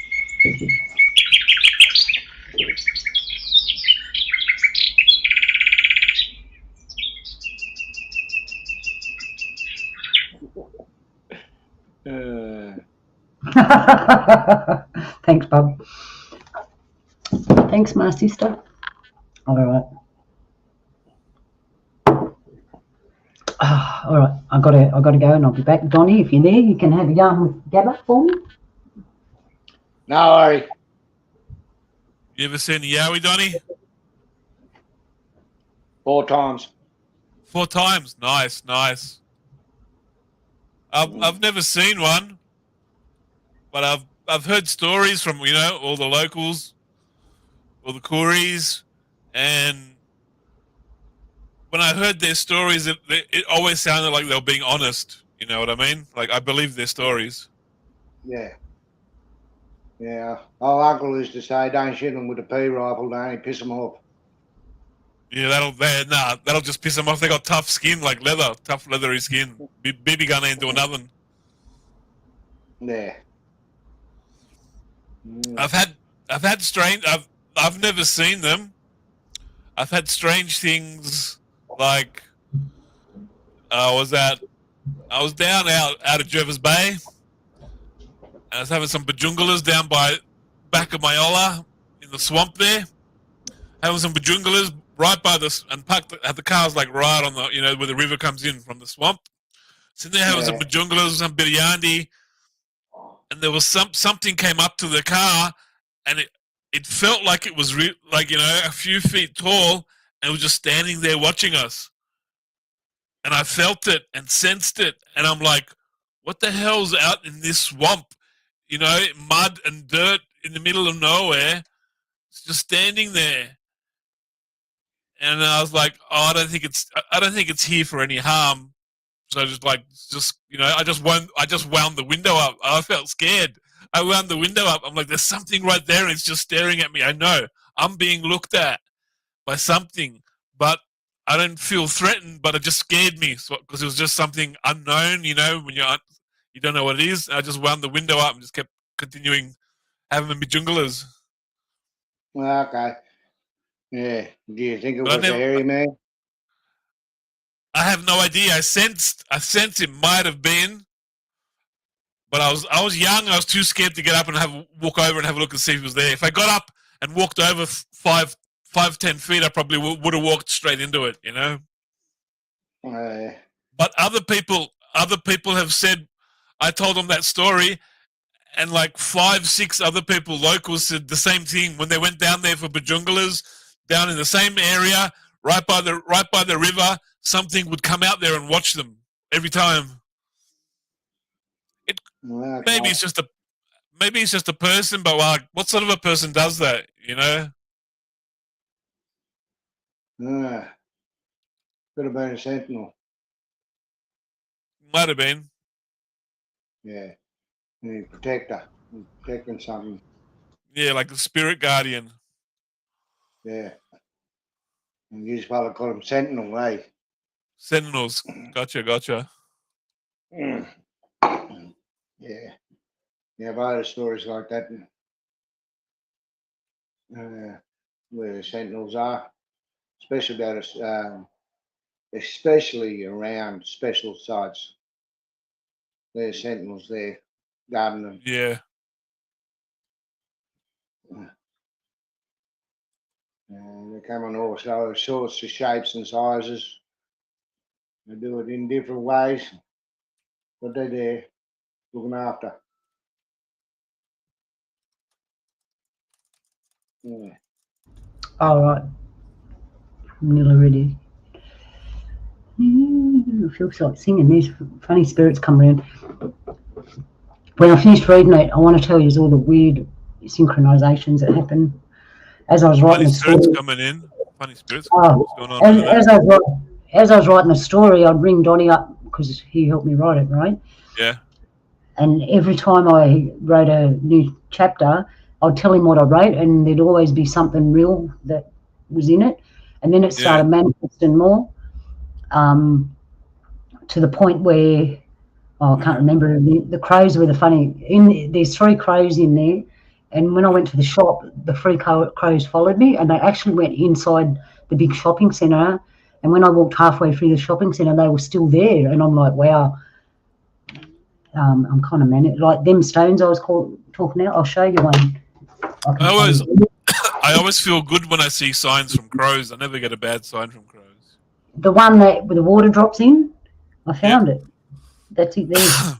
I found it after we wrote the story. Nice. Yeah, it was amazing. So I got this one. This is my new one. I got an emerald from Colombia. Emerald in a mica. I got my mom. My mom said, "What do you want for Christmas?" I said, "I want an emerald." So I went shopping. She goes, "I'll buy you an emerald up to $1,000." I'm like, "Holy shit!" And I couldn't find a big. I couldn't find a big emerald anywhere. I got this for like $110. It's like that's all right. It's like as big as my little finger. You know, the emerald. Bigger. But I got big hands, but I got big hands. Yeah. But like, it's nice little emerald. I got this other emerald. This emerald, I got a big one. This is from China. Yeah. That's my girlfriend sent me this big emerald from China. This one here. But yeah, that's my Christmas presents, eh? That's cool. I remember once my brother gave me a shell. You know, them big shells? It was beautiful. Yeah, he gave me a shell as a present. It was the simplest present ever, but it means so much to me. I loved it so much. He really knows what I like. Yeah. I was speaking to my mantis friend. I was saying, what's your fascination with emeralds? And he was telling me emeralds help with resonant work in like calming down your emotions so you can concentrate, helps you center and anchor your emotions. Yeah. It's actually my birthstone too, funny enough. Oh yeah. Cool. So I got some to help me just it's not like a magic tool or anything. It's not going to do anything amazing, but it helps you just balance, anchor and center your emotions so you can like concentrate and shit. Oh yeah. Yeah, I've held stones like that. When Malie's ready, we'll continue. I appreciate everyone helping out here today, and I presume you can go back and listen to the story when you want. Share it with your friends. And I go outside nearly every time I step outside. I see something fly past now. Oh yeah, all right. So I should have started by introducing everybody at the beginning. My introduction will take too long. Forget about introducing me. My mate here, look, I'm on the side. I can touch on the head. My mate here, Aussie, obviously, lives out in the middle of nowhere, and he can see all the visitors' activity at night and stuff like that. And what gives the accreditation is that he's actually a debunker and debunks things. So what he's saying is true because he's a debunker, and like you're out to prove things are wrong and you find things that are true. Yeah, I'll have to have an interview with you. I might just run an interview one day, bro, and you can show us all this stuff and stuff like that. Otherwise, you can go to your website if you want to tell people what it is, your site. Oh, my site, yeah. I'm about to start posting my videos for the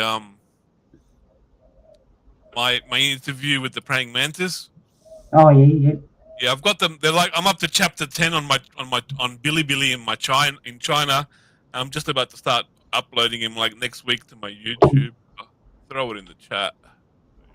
Okay, that's cool. Yeah, So, I don't know. I'm up to the part where I asked my mantis friend. What happened to my mother when she got abducted by grey aliens when she was like 17 years old. So like, I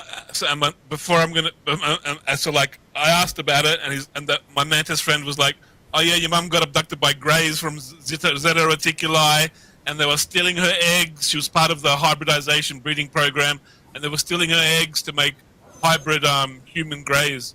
I'm like, okay, that's all I wanted to know. That's all I wanted to know. Nobody has been able to answer that question for me.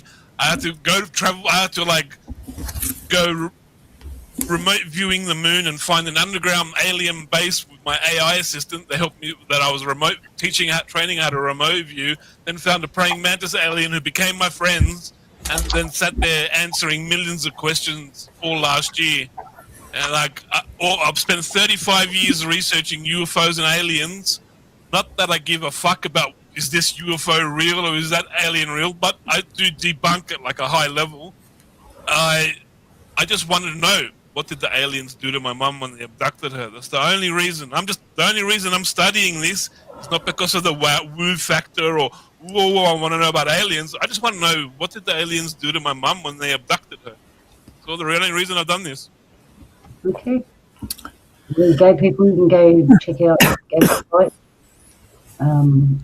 and check out our stuff. And what I just realised, when I printed this out on paper, the end of the last chapter, every chapter kind of ends with a black snake in it, and there's a reason for that, and you've got to find it out yourself. Right. Yeah. So when you're ready, Did you want to send me those pictures? I didn't get them yet. shoot, here I am, just raving off my head. That's okay. One thing I want to add, like literally, it'll take me 5 hours to explain everything. But before I met this mantis alien, I walked around my house, and the lights were on, and I found a baby praying mantis stuck in a spider web. And I tried to save him. He must have been there for three or 4 days. He was exhausted.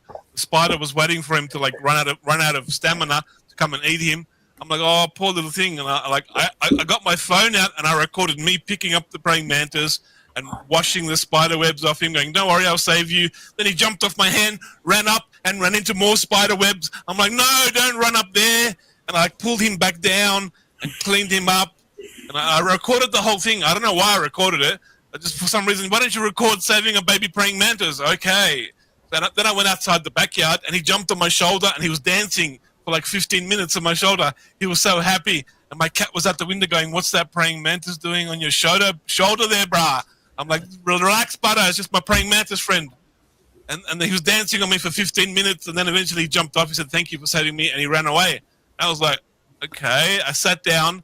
And now this is the synchronicity of the events. You know how things happen like bang, bang, bang, bang, bang? This is the synchronicity. I sat down for no longer than 2 minutes. A voice said in my head, would you be scared if you saw an 8-foot tall praying mantis? I was like, nah, not really, eh? If I saw an 8-foot tall, no, I'd only be scared if it was like an enslaved praying mantis that was enslaved by the lizard people or something. I just said something silly. And the voice said, good answer. The next thing that happened after that, I'm just like, what the hell? Who just spoke to me? I don't recognize the voice. It's not one of my friends. Why would they ask me if I'm afraid? Would I be afraid of a 8-foot tall praying mantis? And I'm like, this is a really strange conversation, but that I just had with somebody. It's definitely like my own mind. I don't fucking imagine shit like this. I guarantee you this. I do not imagine having conversations like this.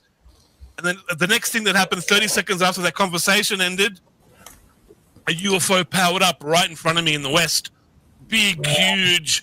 It was barely like 2,000 feet up. Like it was just right in front of me. Just powered up and flew off to the north. I jumped on the infrared night vision camera, went to press record, but like my fingers were just like shaking so much I finger fucked the button and pressed record, but then pressed stopped. But I watched it with the infrared camera. It powered down. It went invisible, and I followed it, and I could still see it invisible. I'm like, wow, this is amazing. Like I saved the baby praying mantis. A voice said to me, asked me a question, would I be afraid of an 8-foot tall praying mantis? It liked my answer. I said, yep, good answer. And then the UFO appeared, and I followed it. And then I looked up. The red light wasn't flashing inside the viewfinder. I'm like, oh no, I finger fucked the fucking button. Fucking stupid motherfucker. But I made a video. So I showed the video in China of me saving the baby praying mantis. And then I explained the story of the synchronicity of the events that happened to me. And I said, look, I don't have the UFO video that I saw, I can describe what I saw. I accidentally finger fucked it because there's just too many strange things happening all at once. The synchronicity, the synchronicity of events happen, and unfortunately, I don't have this beautiful UFO that powered up right in front of me just to acknowledge, hey, we'd like. I look. For it to power up like that after something said, would you be afraid of an 8-foot-tall praying mantis? It was probably like the mantis guardians in that ship. I'm guessing that's the mantis guardians. You know what I mean? You can tell why it's going to take me 5 hours to like tell you what I've been up to in the last 6 months. You know what I mean? That's what I mean. That's when, yeah. That's just a little snippet of what I've been. That was just like in the beginning of this year. We still got another fucking 10 months to go. Holy shit! I don't know what to do anymore. Seriously. Okay, we got the next instalment. We right to go? Everyone ready? Hey. Anyone want to say anything before we start, Donnie? Yeah, I might have to say something about the rock ceremony. Okay. Yeah, it's on the borderline of men's business. Hey, I told you I made this up, man. I don't know what men's business is. I made this up. Yeah, that's why I had to run it by you first. The possibility is on the borderline of men's business. It's on the border, yeah. Hey, that's okay. There are borders, and some people live by them. So, all right. Well, we'll yarn about that. The Koreans, they got borders. They're very, very spiritual people, beautiful people. They're very in tune with the land and the spirits and guardians, and you got to respect their borders. I have always been like that all my life. Yeah. Well, so I just want to speak to old mate there. Yeah, I learnt my lesson about going past them borders.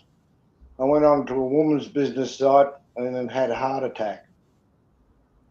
Oh dear. So there's your point. You shouldn't cross boundaries that you shouldn't cross. It's true. Got to keep the boundaries. Yes. Women got their women's business, men have their men's business. That's it. Yep. Yeah, they taught me a lesson. They gave me a heart attack. All right, we'll get back to it, eh? We'll get back to it.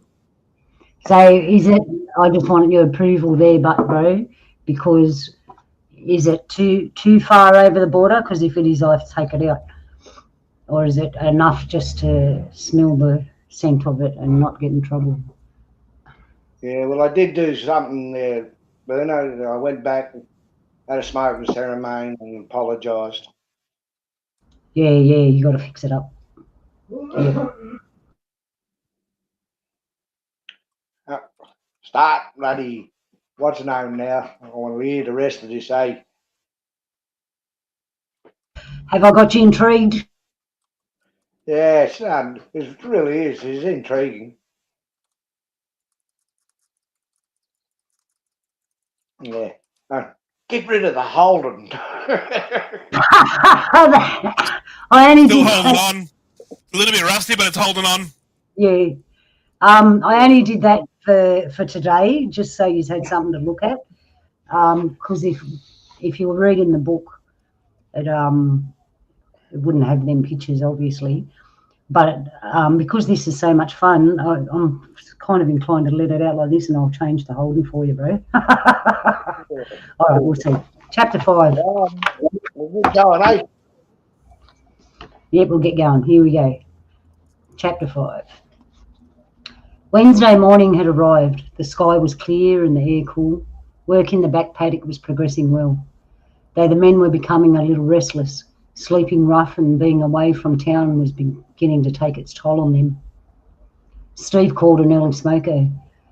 You fellas look a bit sluggish today. We're waiting on a load of wire, so if you can, a load of wire so you can all chill. Bill raised his head and hands to the sky. Thank you, Lord. Thanks, butter. His voice filled with relief. All the men were smiling as they took their time packing up the tools and rolling smokes. "Fuck you Aussies are hard grafters," said Jim to Michael.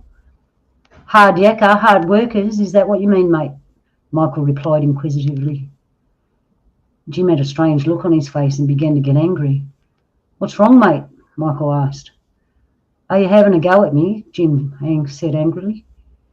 "Mate, what's the fuck wrong with you?" replied Michael, who was now getting a little pissed off himself.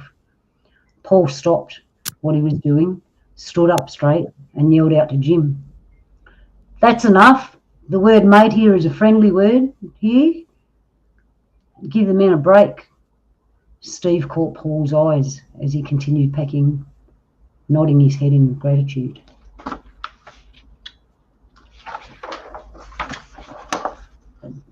The work area was packed up. Jim announced he needed some space and walked off into the bush. The men looked at each other.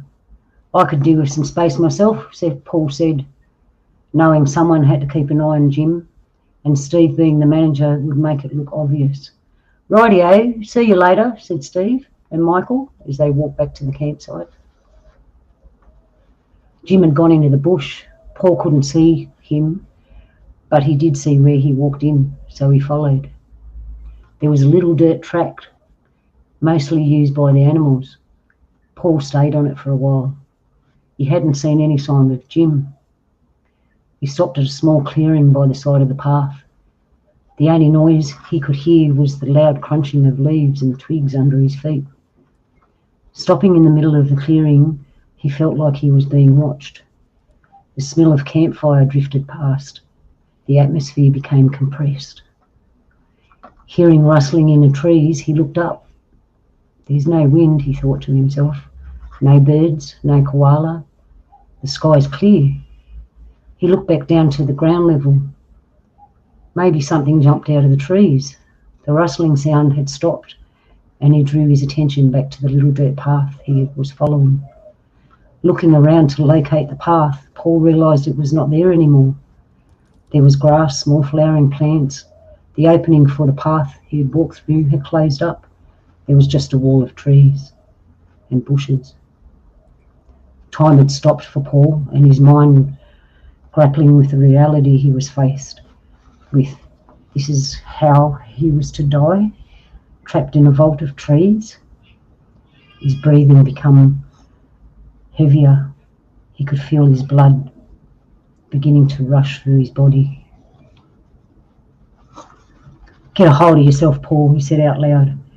He looked around at his surroundings as his mind accepted the fact that the bush had changed and he was no longer on the little dirt path. Looking up into the sky, he spoke with no fear.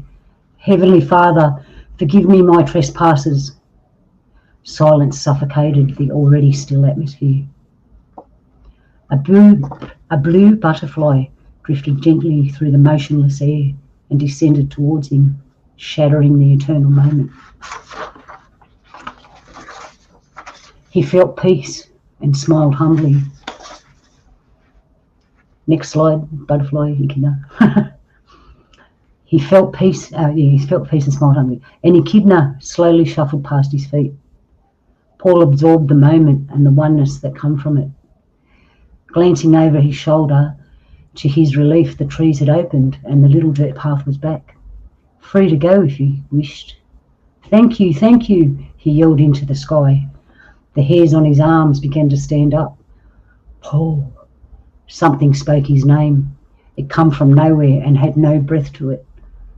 A woman began singing, her voice gently wrapping around everything as if it were the air itself, then softly fading away, falling back into the sounds of the bush. Reality gently shifted back to the form. Reality gently shifted back into a form Paul was comfortable with. It's magical, Paul whispered, knowing he had witnessed one of nature's secrets. No longer concerned about finding Jim, he headed back to camp.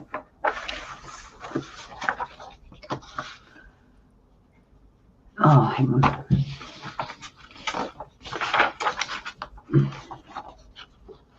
Uh-oh. Okay. In his impatience, Jim had walked quite a distance into the bush. He was on the same dirt path as Paul was, much further in the bush, much further in. The sun was high in the sky. 2 hours had passed from the time Jim had left. Jim kept walking up the dirt path, his mind fixated on his own desires. He kept a small flask of bourbon he pulled from his cargo pants and took a swig. He swallowed and licked his lips. He saw a dark-skinned, half-naked woman running across the path in front of him. "Hey!" he yelled. The woman kept running. He started to run after her, leaving the dirt path further into the bush. "Wait, wait," he called. He kept going into the trees until the trees had thinned out and the ground had become mostly rocky and stone. Jim stopped, realizing he'd made a great mistake. Getting lost in the bush could be fatal. He grabbed for his flask, gulping down the remains of his bourbon. Sweat started dripping down his face. Fuck, he murmured. His mind began to go into panic mode. No, fuck, he yelled to himself. His mind searched for an answer to the reason why he was in this situation. "The woman," he said in fury. Fucking bitch, she led me here." Anger seeped from inside him. He threw his flask on the ground. It bounced and landed with a tink. Jim bent down to retrieve the flask. On the ground, right next to the flask, was a small rock with a shiny golden nugget fused into it. Reaching to pick it up, his hand trembling, thinking it could have been an illusion brought about by panic and dehydration. Touching the rock, a wave of joy rippled through him. Jumping up in the wave, he began yelling, "Yes, yes," and dancing in a circle, putting the rock in his pocket and picking up his newly dented flask. Jim thoughtlessly headed back to camp. Clouds began to gather around the sun. They have that dark underneath fluffy look. The hue of the trees lost their brilliance and the wind started to move, announcing the rain that followed in its wake. Jim didn't notice. He kept walking. He also didn't notice that he had somehow arrived back at the little dirt path, and it was nearly 3 o'clock. Jim could hear the other men at the campsite. He didn't want to share what he had found, less of how he had found it. As he came out of the bush towards the campsite, the men raised their hands and yelled, "Hooray!" then laughed at him. Jim felt amazing, but that's not what they saw. Sunburned, dehydrated and covered in dirt and sweat, dragging his body towards the campfire. "You all right, mate?" asked Michael. "Yeah," Jim replied with a positive tone. Slumped by the fire, pouring himself a cup of tea and looking for food. "You want to tell us what happened?" asked Steve. "I just walked a long way and forgot to take water with me." None questioned him. Paul knew something more had happened to him out in the bush. He gazed at him as if he could see it. The clouds were thickening, making the sky dark before its time. You could smell the moisture in the air. "Okay, you fellas, load up. The rain's coming. Pack up the camp. We're going back to the workers' shed till it clears," ordered Steve. The rain was coming fast. The thought of a hot shower and a real bed hastened the work of packing up camp. All that was left to do was to put the tarp on the truck and put out the fire. A black snake slithered up into the tray of the truck. Michael picked up the tarp. Steve put out the fire. Together they quickly fastened the tarp to the truck. They all got in. Steve drove back to the workers' hut and the rain began to fall. 2 days of heavy rain had the whole town on alert for flooding. By the second night, Pete's workers were just wanted to relax. Paul, Steve and Michael were sitting at the table playing poker. Jim laid on his bed thinking of what to do with the gold nugget. "I could go into town and cash it in. I'd have to stay here and finish the job. I could go back to England and set myself up." His face smirking at the visions in his head. The sky unleashed a giant splay of lightning into the sky. Thunder saturated the air. The room was silent and dark. Steve yelled, "What the fuck's going on?" He hadn't heard thunder like that before. The backup generator from the main house kicked in. The rain slowed down to a quieter place.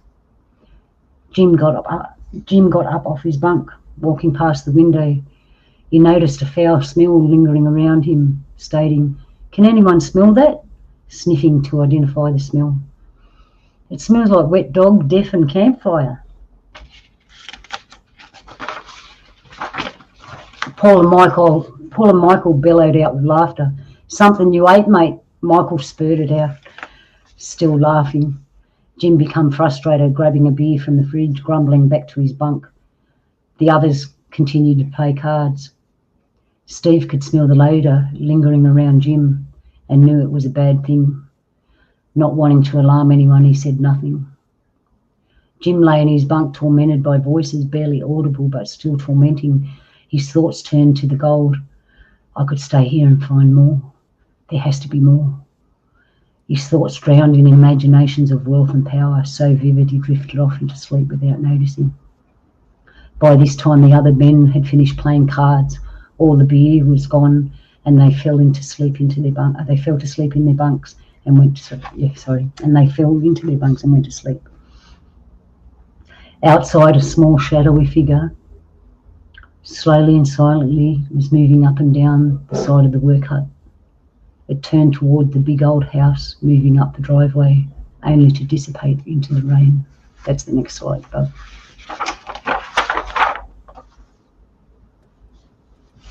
Next slide.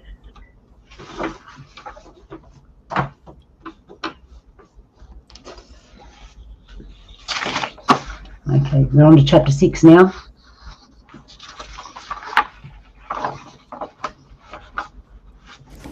Wow, wow, what a picture, Luna. Can you hear me? Yeah. Yeah, I can hear you. Good. That's the best one I could find to describe what I was writing about. Wow. I think definitely some of these pictures, as I've been going through this, when we go through publishing, I'm going to get them in the book too. That's too tall to be a Yowie. Because they really help give For the vibrance, yeah. Not all of them are necessary, but I think we could fit some of these in. Definitely. I do have a daughter that is a really great artist like that, and she could knock out pictures for me. But there you go. And give her the concept and have her knock some out for you. Yep. Yeah. So, okay. We're on to chapter 6 now. Just load up, everyone. Here we go. I pull these up. I hope I'm not sending anyone to sleep. No, it's a really good story. Thank you. I'm trying to read it. I get tongue twisted sometimes. No, don't you worry. It's really nice hearing you read. Like you have a sing-song voice, so it's very calming. And when you get into your tone of reading, it just kind of like, oh, I'm going on a ferry ride. It's nice. All right. Polly said this morning he'd really like to have an audio book where he can hear my voice reading it. Uh-huh. Okay, I'm just waiting for that. It's really neat because it's like I get the Australian culture coming through just naturally in how you deal with situations and how the people and the characters deal with situations. And then by hearing it, how you know how it flows. And so as it flows out of you, it's just like, oh my gosh, like that paints a picture of Australia beautifully. It's really I actually thought, because I got Gabba here and I got Donnie, I thought if I could write scripts out and they could read out their part, they'd be right. A few other people, I need an American person and an English person. All right, chapter 6. And I saw his black snake. It came out in the bush. I didn't know what to do when I saw the black snake come out of the bush. But then the Yowie looked at me straight in the eyes and said, "Sonny, you better pour me a cup of tea." You said, "Bring pizza." I didn't want to argue with a 3 foot, 4 foot hairy man. I was like, "Here you go, butter." I made a cup of tea with him. We sat down, had some scones and Lamington, and he's actually a really nice bloke after all, you know. All right, chapter 6. All right. First slide. A new day, it's called. Morning had arrived. The rain had finally soaked into the ground. The clouds had gone, and the sun began to warm the earth. Marley was up early, planning to go to see Barry now the rain had stopped. They could play some video games before getting back to work tomorrow. Deciding to walk, Barry planned his route for the quickest time, which would be to cut across the bush and some paddocks to the Roberts property. Leaving his house eating the toast he had made for breakfast, Marley walked into the bush. Nature was replenished by the water that seemed to wash away all the stagnant energy and replaced it with a fresh, clear, supporting frequency. Everything seemed fine. A few feet in front of him, Marley heard something moving in the scrub. There were wild pig tracks on the ground. Next slide. Marley's heart began to race. Hang on a second.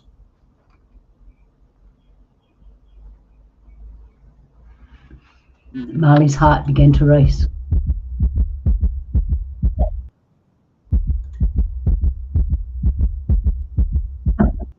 You put heartbeat noises in there? Yeah, I did. Oh, you're freaking me out, eh?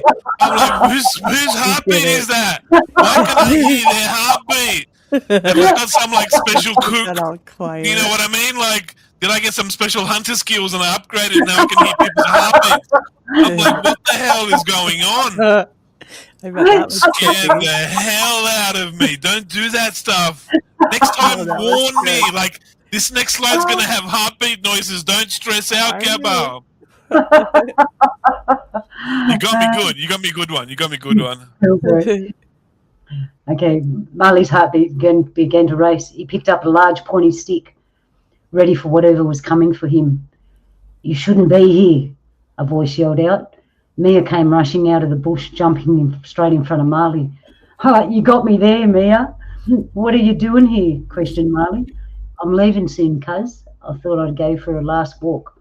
It'll be a while before I come back. I'll miss you, cuz, Marley sighed. Can you give this to Paul and Barry after I'm gone? She asked, handling Marley 2 small sealed envelopes with names on them. Next slide. Sure, cuz.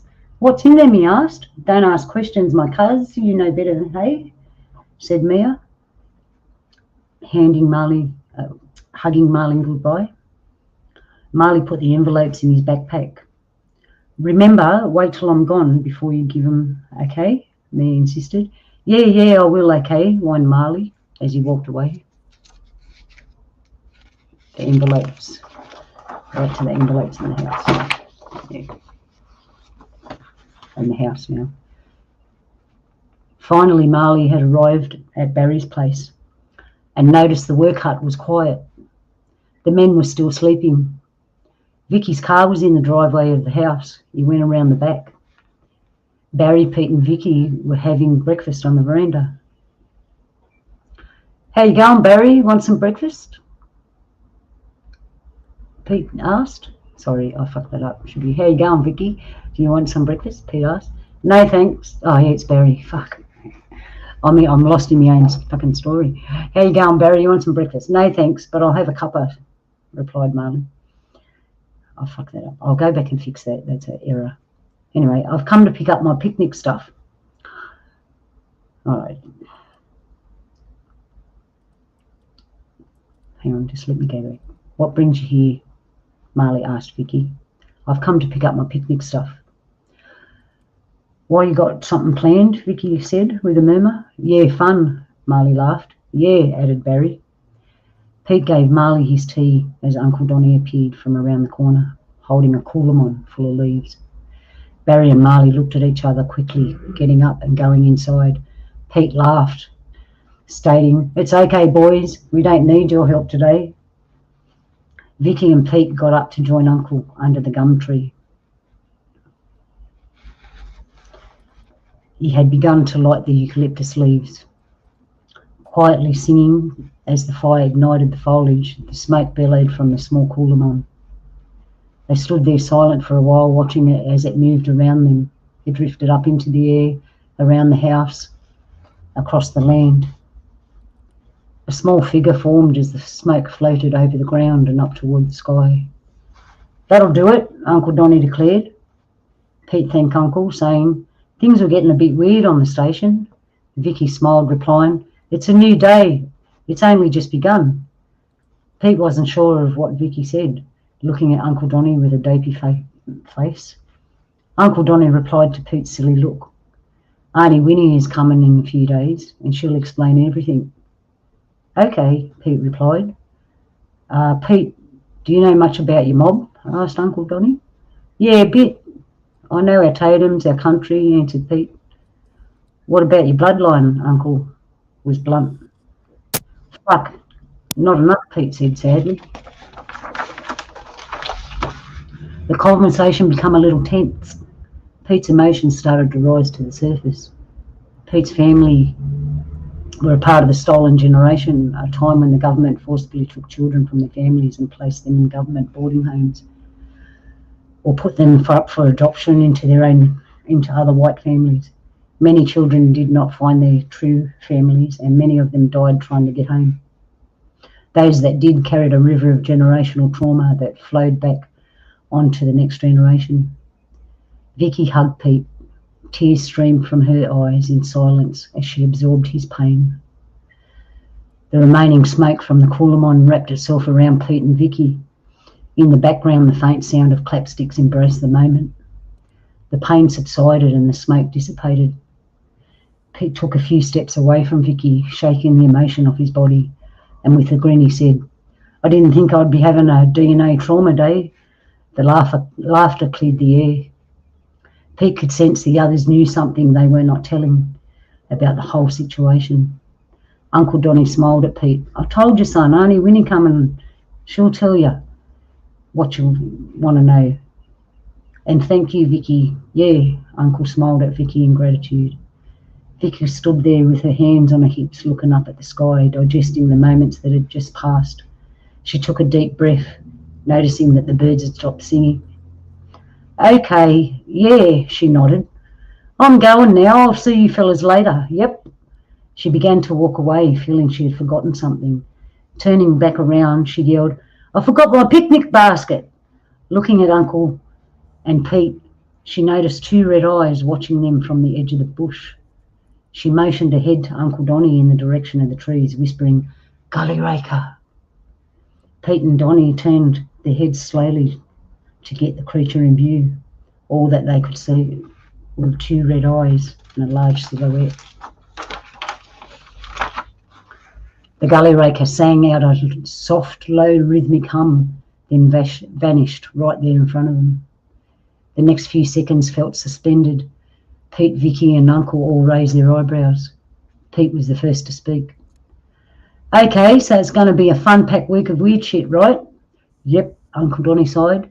Vicky just stood there holding a picnic basket, shrugged her shoulders and said in a jovial voice, "I'll see you later. Thanks for the fun-packed morning," walked up to the car and drove away. Uncle Donnie picked up the Coolamon, mixed some ash with the water and placed it on his and Pete's forehead. They walked back to the veranda and sat down. Uncle rolled a smoke, asking Pete how the workmen were getting on. Pete replied, "You know, Uncle, there's something going on. That mob. Steve, a great manager, I know he can handle them. Weird shit's been happening ever since they all arrived. It'll sort itself out," Uncle assured Pete. Over in the workshed, Jim was the first to wake up, stumbling out of bed. His sleep disturbed by his thoughts of gold and the woman that led him into the bush. Crashing around the kitchen for something to eat, Jim woke the other men, grumbling from their hangovers. Paul noticed Jim wasn't himself, inquiring about his well-being. "Jim, everything all right?" "Fuck off, I'm fine," Jim angrily replied, gnawing on last night's leftover chicken. "Someone's full of rainbows today," remarked Michael. "Yeah, black rainbows," added Steve. Jim walked outside in a huff, trying to escape the heavy feeling pushing on his mind. Sitting down at the campfire pit under the old ghost gum tree, a crow sat in the tree, cawing. Jim began to plot a way to get back into the area where he found the nugget. The crow continued cawing. Another crow joined the first, saying the same caw as the third. Saying the same call. A third crow came, continuing the same sound, one after the other. Pete and Uncle heard the noise from the veranda of the big house, turning to see Jim and the crows from the distance. Uncle murmured to himself, looking up at the sky. The moon was still visible and full as the sun began to climb. The crows become louder. He looked at Pete, saying, everything has a cycle, small or big, they all turn together. Pete knew that whatever was happening was important, even if he didn't know exactly what it was. It didn't matter. Jim got up off the ground. The noise from the crows had become unbearable. He walked back inside, and the crows let out one last unsettling word. Uncle Donnie and Pete sat yarning. The rest of the day went on without any more strange incidents. A perfect day, the hues of colour vivid with life, the breeze cool and soft, and a black snake laid stretched on the grass, enjoying the sun. Chapter 7, Just a Dream. Okay. You there, Malia? Yeah, I'm here. Did I miss pictures again? Yeah, it was the black We got snake. the gold nuggets and we got And the the black snake. and the Yep. black snake at the end. Okay, Pardon. and now we're up to the next one. Okay. It's a little black snake. I've seen them bigger than that. Yeah, that's like the one that come to my back door, that little one. It's like a little baby one. I saw a big one like this like huge, like that big, and like 3 meters long. I was walking out the bush, going to water my yandi, and then I was like, I stopped my foot, like I put my foot out, and I stopped my foot in the air. I looked down, huge, big black snake where my foot was about to go, and I was like, I'll go this way, black snake, you go that way. I nearly stepped on him. He was just cruising in the sun. He was just sitting in the sun, warming up, having a nice suntan, you know? Yeah, that's why you got to look where you're walking before you get there. 100%. Look where you're walking. That's why they say tread softly on the mother, because then you get bitten. You might get bitten, and then she'll eat you alive. Yeah. Okay. Just a Dream, Chapter 7. Chapter 7. And we only got one more after this, and then it's finished, people. So you get to know some answers. Okay. Just a Dream. Pete woke up to watch the sunrise from his kitchen window as he ate breakfast. He began thinking about the land, his heritage, and the family, and the family he does have and the ones he doesn't. How different life would have been if he had known them. Feeling a small breeze move past him, Pete noticed emu feathers on the floor again, shaking his head, wondering how they continue turning up. The old house cracked and moaned as the daylight touched the walls. Pete felt a warmth come over him, the kind of warmth you feel when you're with family. He knew his ancestors were with him, even though he didn't think about them. They were always around. Outside the workers' hut, the men had already started packing up the truck for the trip back to the work site in the back paddock. All right, listen up, we're taking 2 postie bikes, so 2 of you fellas are riding and one's in the truck with me, Steve instructed. Michael and Jim jumped on the chance to ride the bikes, grabbing the keys from Steve's hand. Okay, finish packing and we'll be off. Don't forget your swags and the eskies, ordered Steve. Arriving at the work site, Steve noticed that the area didn't look any different to when they'd left, as if the rain forgot about this area of land. Dismissing what he'd noticed, it wouldn't make much sense after that amount of rain, he thought. He got out of the truck, and as his boots hit the grass, it was dry and a little crunchy. Huh? Steve reacted verbally, shaking his head, and walking to the back of the truck to unload. The boys are out having fun, said Paul, helping Steve to unload. Yeah, they need to blow off some steam. They'll be back soon. I threw an extra jerry can of petrol in, said Steve. The two men set up camp and had all the gear off the truck, and the wire was delivered, all ready to continue work. It was well after lunch. Steve, Paul sat around the fire waiting for the billy to boil when Michael and Jim pulled up on the posties. There's sangers in the esky, yelled Steve as the men got off the bikes. Hope you two didn't get into any trouble, asked Steve. Nah, no, boss, replied Jim and Michael as they were rumbling through the esky for sandwiches. Now we're all here, we've got to finish the last couple of piers for the shed, and tomorrow we'll finish the fence. Got that, Steve? Stated. All were in agreement. Moving as a team, they spent the afternoon setting the piers. The birds were busy feeding their young before night fell. Stew was cooking over the fire. Michael gave it one more swirl before he yelled, Tucker's ready. The men quietly put away their tools and hurried back to the campsite for dinner. They enjoyed their stew and played a few hands of poker under the moonlight before going to sleep. The bush made the usual noises as the nocturnal animals awakened and the day animals settled in for the night. The men lay in their swags watching the smoke from the campfire whisper into the air. Steve fell asleep in a deep sleep. Paul whispered, Can you hear that? There's something in the bush. Jim and Michael sat up, listening. There it is again, said Paul. Jim got out of his swag. There's something moving in the bush.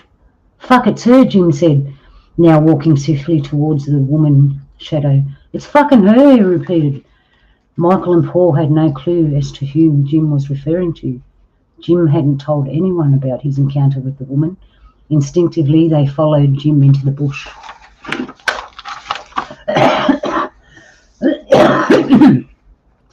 Running up the little dirt path, how different it looked in the moonlight, thought Paul, realising he had been here before. Wait, Paul yelled. They kept running.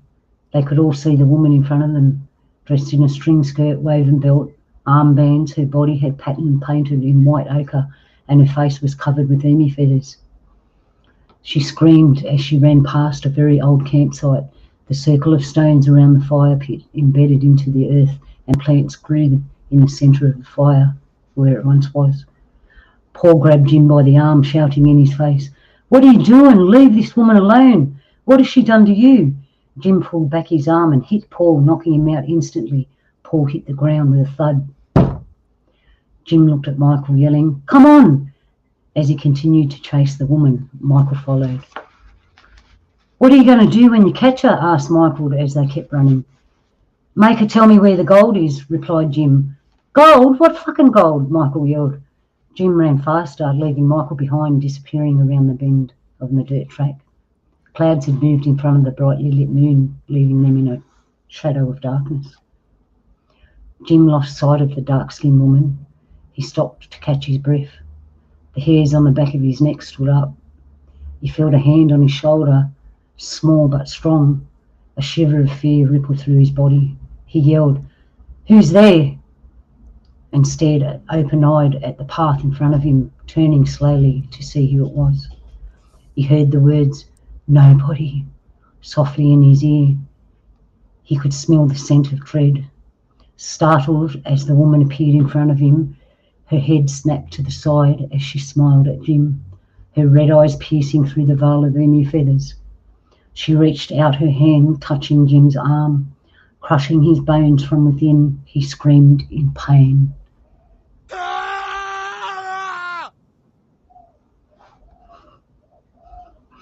Placing her hand on his stomach, blood began to run from his mouth and nose. Holy shit, you got more sound effects. Yeah, she swept his left foot out to one side. The sound of splitting bones struck the air as Jim's hips fractured, crying out and screaming.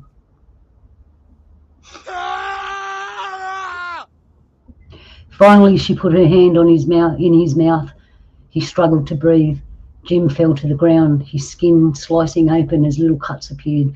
Blood was everywhere. The woman crouched over him, her face close to his, laughing at Jim as his life drained out. Michael was walking up the path, calling out for Jim. Suddenly the air stilled and the trees began to move, closing Michael off from the path ahead. What's going on? Jim, Jim, he shouted, standing in the middle of the path. A woman giggled as a gust of wind moved past him. Stop fucking around, he yelled, thinking Jim was playing a trick on him. Stop, stop, whispered the woman's voice. Michael could feel hands moving up and down his body. Leave me alone, he screamed, trying to push away the invisible hands. Tears fell from his eyes as his mind filled with pleas of mercy. A cloud of smoke appeared in front of him, twisting and spiralling, forming into a woman. She had her head down. Michael panted, asking who she was. Nobody, she said, looking up. Michael realised it was the woman they were chasing. I haven't done anything to you, he begged. She took one step closer to Michael and whispered, Remember. A vision came to Michael, his face contorted in horror. The woman placed her hand on his chest. Some of his ribs snapped. Then he was thrown back onto the ground.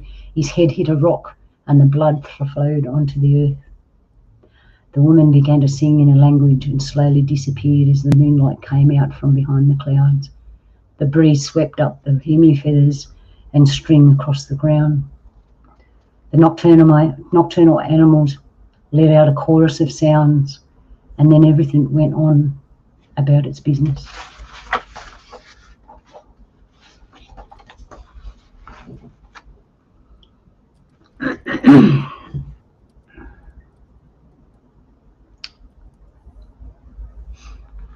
Kookaburras sang as the sun rose, waking Steve and Paul in the campsite.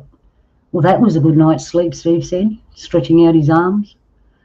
Paul got up and walked away to pee. Steve noticed Michael and Jim's swags were empty and still zipped up. Where the fuck are them two? He grumbled. Paul came running back to the fire, yelling, I remember, I had a strange dream. We were heading for the gully and Jim punched me out. They were chasing an Aboriginal woman. That's a fucking dream, Paul. You woke up in your swag. Steve got up to radio Pete about the situation. Have some breakfast first, Steve. They could have got up early for a walk or a swim, assured Paul. Yeah, right, mate. Steve settled down and started to cook breakfast. An hour and a half had passed and the smell of bacon and eggs wafted through the air. They should have been back by now, Steve said, in concern. Yeah, they'd be hungry after smelling that bacon in the air. Time to call it in, Steve, Paul replied, with a solemn note in his voice. He somehow knew that the dream was real. His jaw was a little stiff. Steve radioed Pete on the CB and told him about the missing man. The boss has called the cops. We just got to wait, Steve told Paul. There's going to be a lot of questions, Paul added.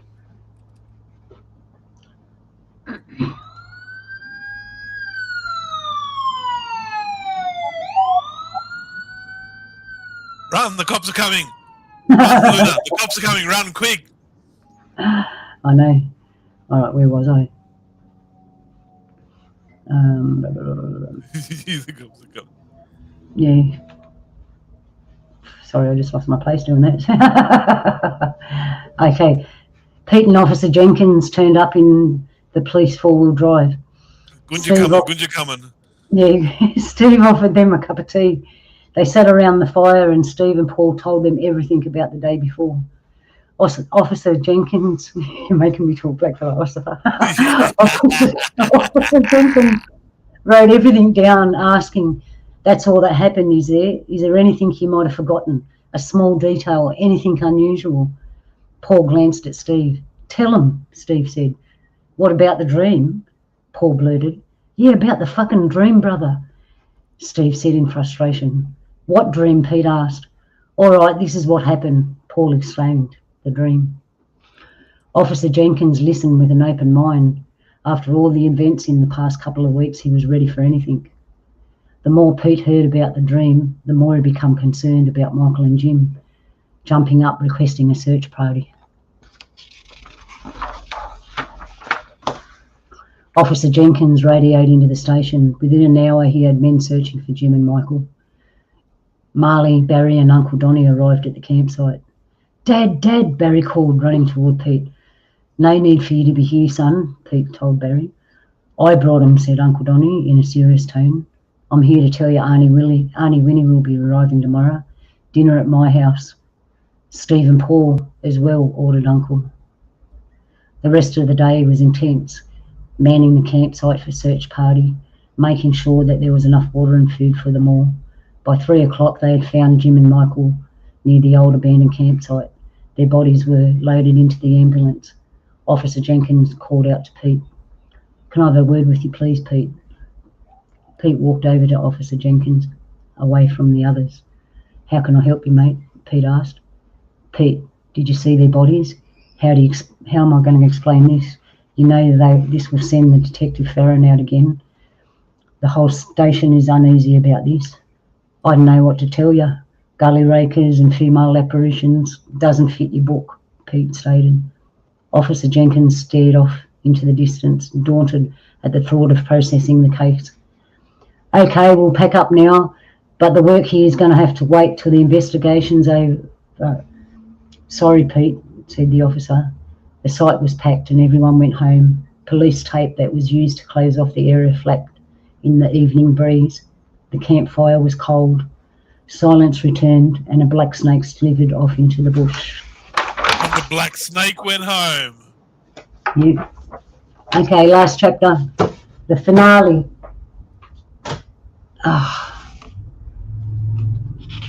Just wait for that to come through and I'll get my focus back.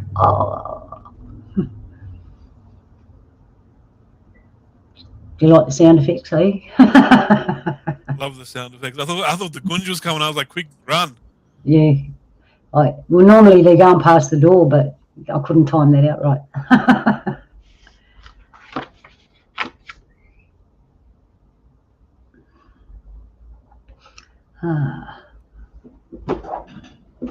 I'll just get a bit of water. And your legs are going, Mum.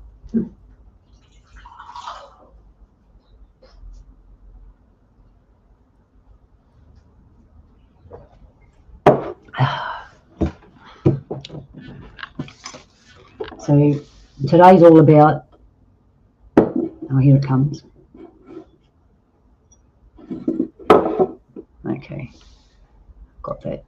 Here we go. Chapter 8. Woven, Chapter 8. Auntie Winnie. Solemn was the energy on the Robertson station this morning. Steve and Paul slept in the big house. Pete didn't want anyone in the work hut until it was smoked and Jim and Michael's belongings were removed. Barry made breakfast. Steve, Paul and Pete sat quietly at the kitchen table. Barry broke the silence with a question. "What time are we going to Uncle Donnie's, Dad?" Pete replied. "About 4. Oh, by the way, you two are invited." He waved his finger at Paul and Steve. They grunted in agreement as they chewed on their food. Pardon me. The time moved slowly as everyone processed the events of yesterday. Pete stayed silent most of the day. His thoughts centred around over the loss of his workers and the impact this would have on his property. Barry, Steve and Paul spent the day keeping their minds busy, cleaning and checking all the tools and equipment used in the paddock. Afternoon finally came. Pete, Steve, Barry and Paul got into Pete's car and drove to Uncle Donnie's house. There were a few cars parked out the front. Okay, next slide is Uncle Donnie's house. I gave you a nice house, Donnie. Look, you like that house, Donnie? Donnie's got a good house. Yeah, Donnie's got a good house. Okay. "Dad, looks like the whole mob's here," stated Barry. "Yep, it's definitely something important," Pete replied as he parked the car.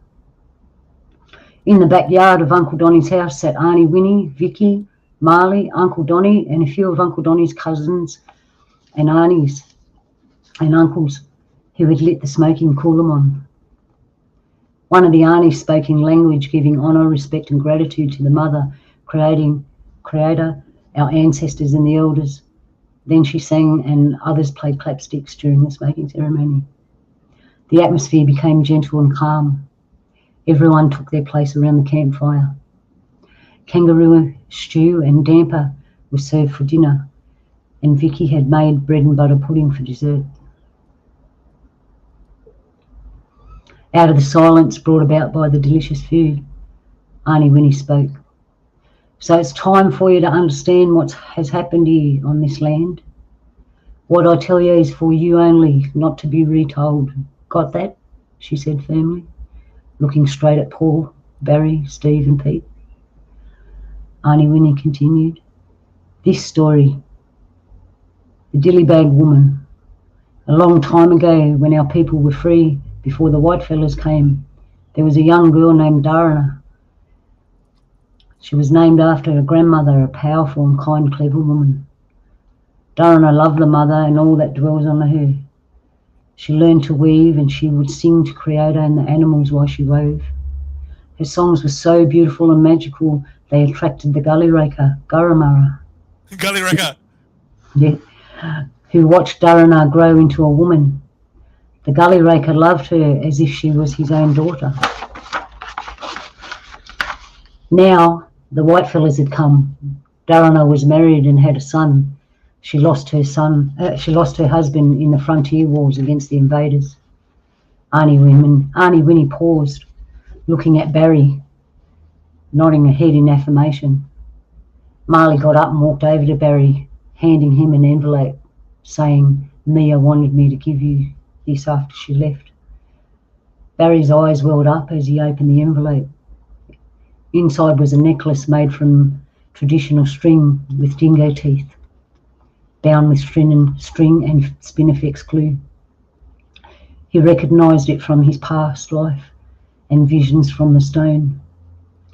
All he said was, Mia is Darana. He sat back down, holding the necklace to his heart. The campfire crackled and spat, prompting Auntie Winnie to finish the story. Okay now, after a while the whitefellas came here to start a sheep station. The old deserted campfire was where they camped. Soon the government sent a soldier with his wife and some convicts to the small camp.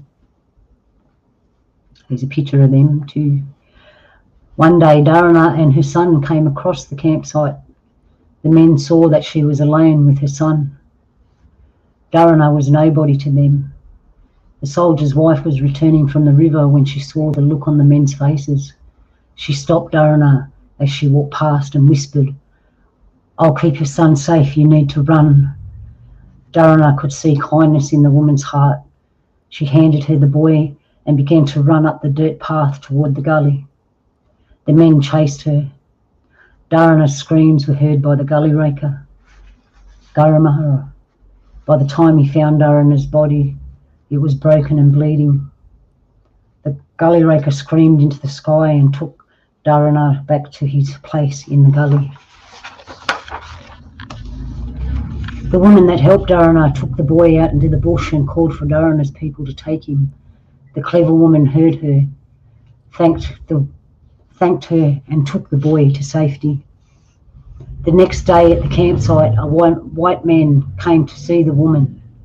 He asked her if she could come and help him with his sick daughter, and that they lived in the gully. The woman agreed to help. She wrapped her healing herbs up in a cloth and followed the man. When they arrived at the gully, the woman recognised Darana. Finished. The old man's name was Bill and the woman's name was Victoria. At that moment, everybody looked at Vicky in a curiosity. She swallowed the last piece of damper. Auntie Winnie went on. Bill told Victoria he knew she came from a long line of Celtic women that practiced healing and knew the ways of the earth and its energy. Victoria agreed to help Bill only if he showed her his true form. Bill shifted and became the gully raker, Garamara. Gully Raker. What's a Gully Raker? Shh. Victoria was given the gift of memory for helping the gully raker that day. Every time she is reborn, she would remember who she was and where she had come from. Auntie Winnie took a deep breath. 2 days later, Darren's broken body mended. The gully raker had given her the very same energy that was given to the gully rakers when they were created, which meant Garamara was responsible for Darren now. Darren was a kind soul. What had happened to her left a mark. An ordinary person would not have survived what she went through, and now she had also become a protector. She used her gifts for healing to teach the men that hurt her, taking them back to the very moment again and again, hoping they would choose a different path. Uncle Donny waved at Marley, who grabbed the other envelope and gave it to Paul. Paul opened it with shaking hands, pulling out a very old gold cross and chain, saying, "This was mine. I don't understand, Auntie Winnie." "You've been forgiven," said Auntie Winnie, taking a deep breath and blowing it in Paul's direction, blowing away the past. Another log was placed on the fire by one of the old men, letting everyone know that the meeting was not yet over.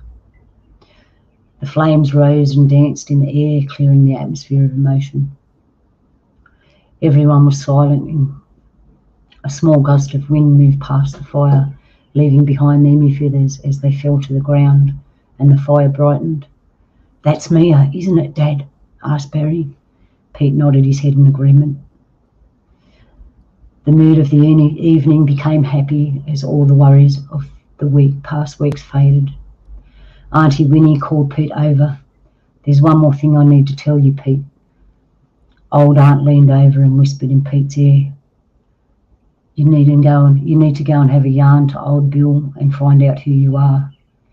Pete's face smiled gently as he said, "I can't get over that old white man is a gully raker. Just when you think you had all the answers."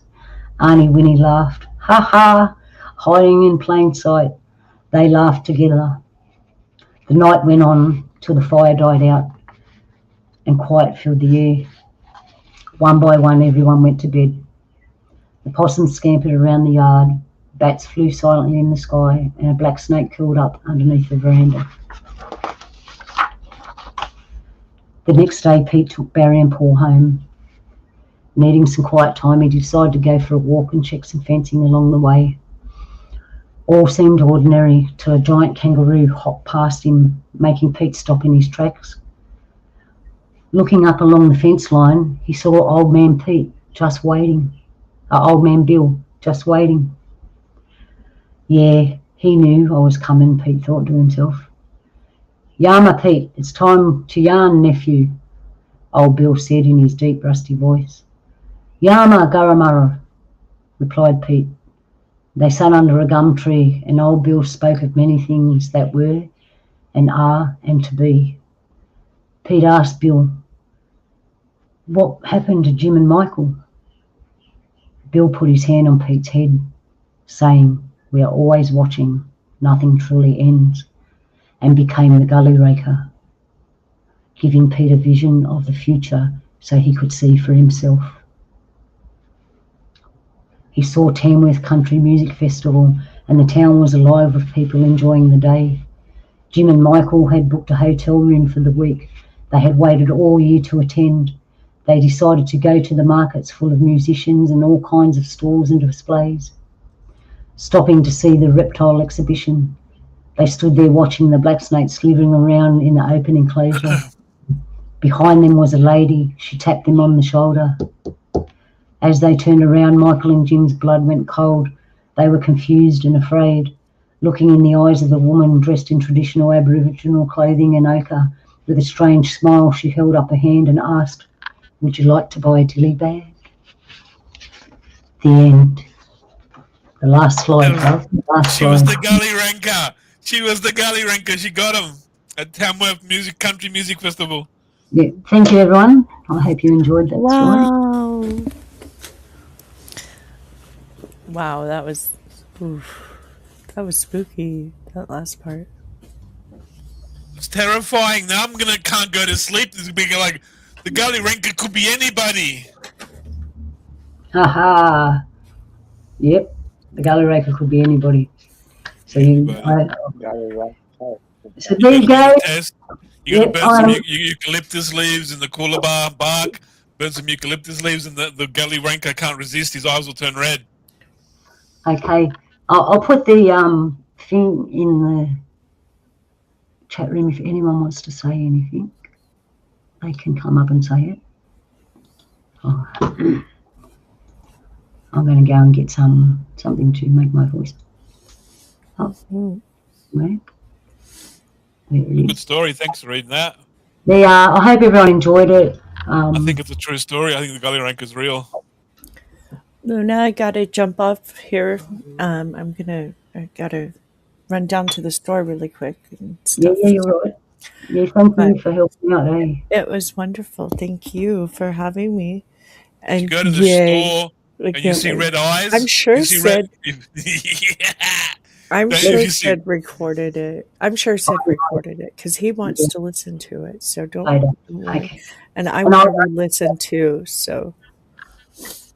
And Jim says he wants to re-listen to it too. So. Yeah, that's good. I hope he is. It should still be up there, and I can change the settings, and I'll yarn to you about it later, Malia, about what to do with it. As long as we have the link, it should stay. Yeah. Thank you for coming. Yeah, no worries. Thank you. That was fun. Okay. You guys have a good night. Yalu. Yalu. Good night. Good night. Good night. Yalu, Malia. She's gonna go to the shop and there'll be a gully ranker right there. She'll be like, the gully ranker will like, do you have any cheese? Do you have any cheese? She'll be like, you won't believe what I saw at the shop. A gully ranker asked me for some cheese. I'm like, you gotta go 2 aisles down to the left. So my brother Donnie, what do you think? You got a lot to do with this?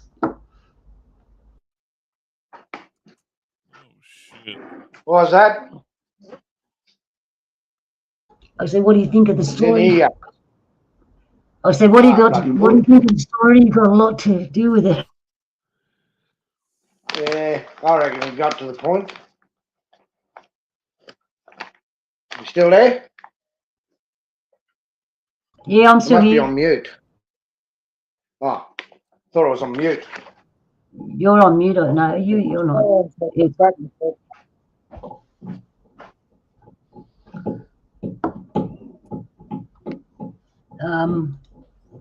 in a sec. I asked him a question. He left. That'll be right. Okay. Sid did save it. That's cool.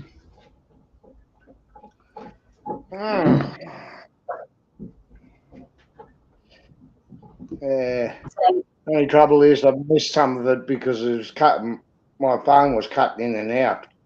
That's all right. Sid saved it, so you can go back and listen to it later. Yeah, I can listen to it later. Luna's really, really a gully wrecker. Undercover gully wrecker. Now there's a backstory to how it was created. There's my sister. There you go. How you going?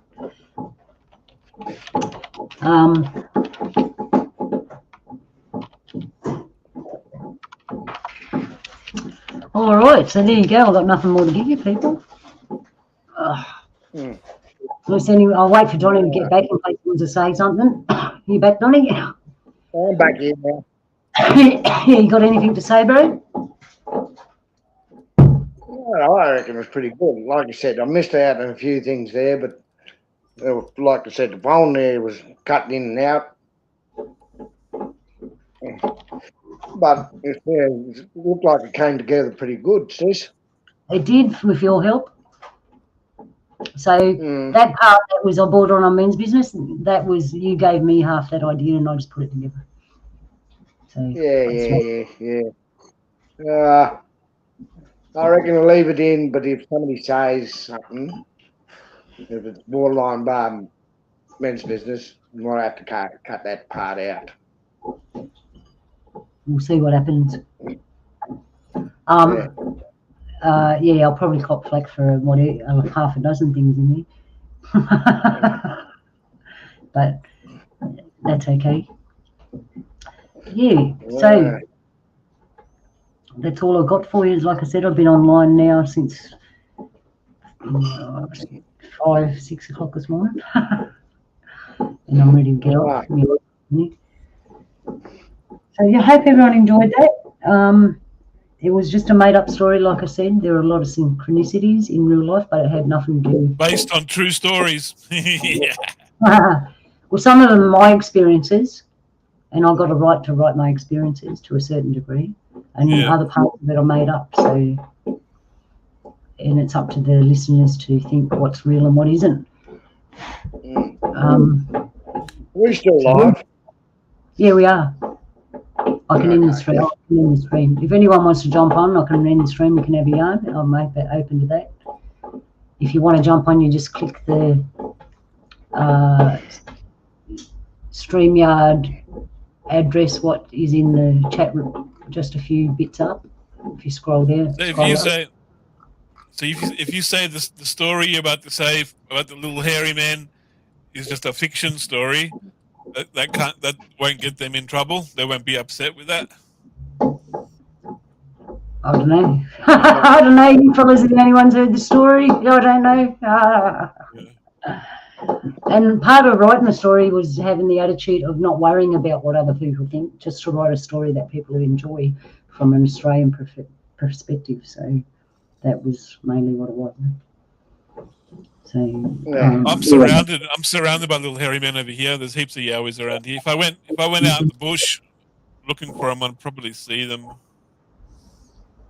But I don't know. If I see them, I see them. You know what I mean? I'm not going to go actively searching for them. Yeah, just leave them be. All right, I'm going to end the stream now. I want to thank. Hang on, I'll just have you so you can see me. I just want to thank everyone for joining and hanging in there for the whole story. I hope you enjoyed it. There are more in there if I can pull them out over the next 12 months, and we'll see how we go. So love to you on this day, and stay strong, stay centered, and we'll catch you next time. You never know what's up my sleeve. We might have more shows and different things yet, and we'll just see what happens. All right, yalu. Yalu. Bye-bye, everyone. Yalu.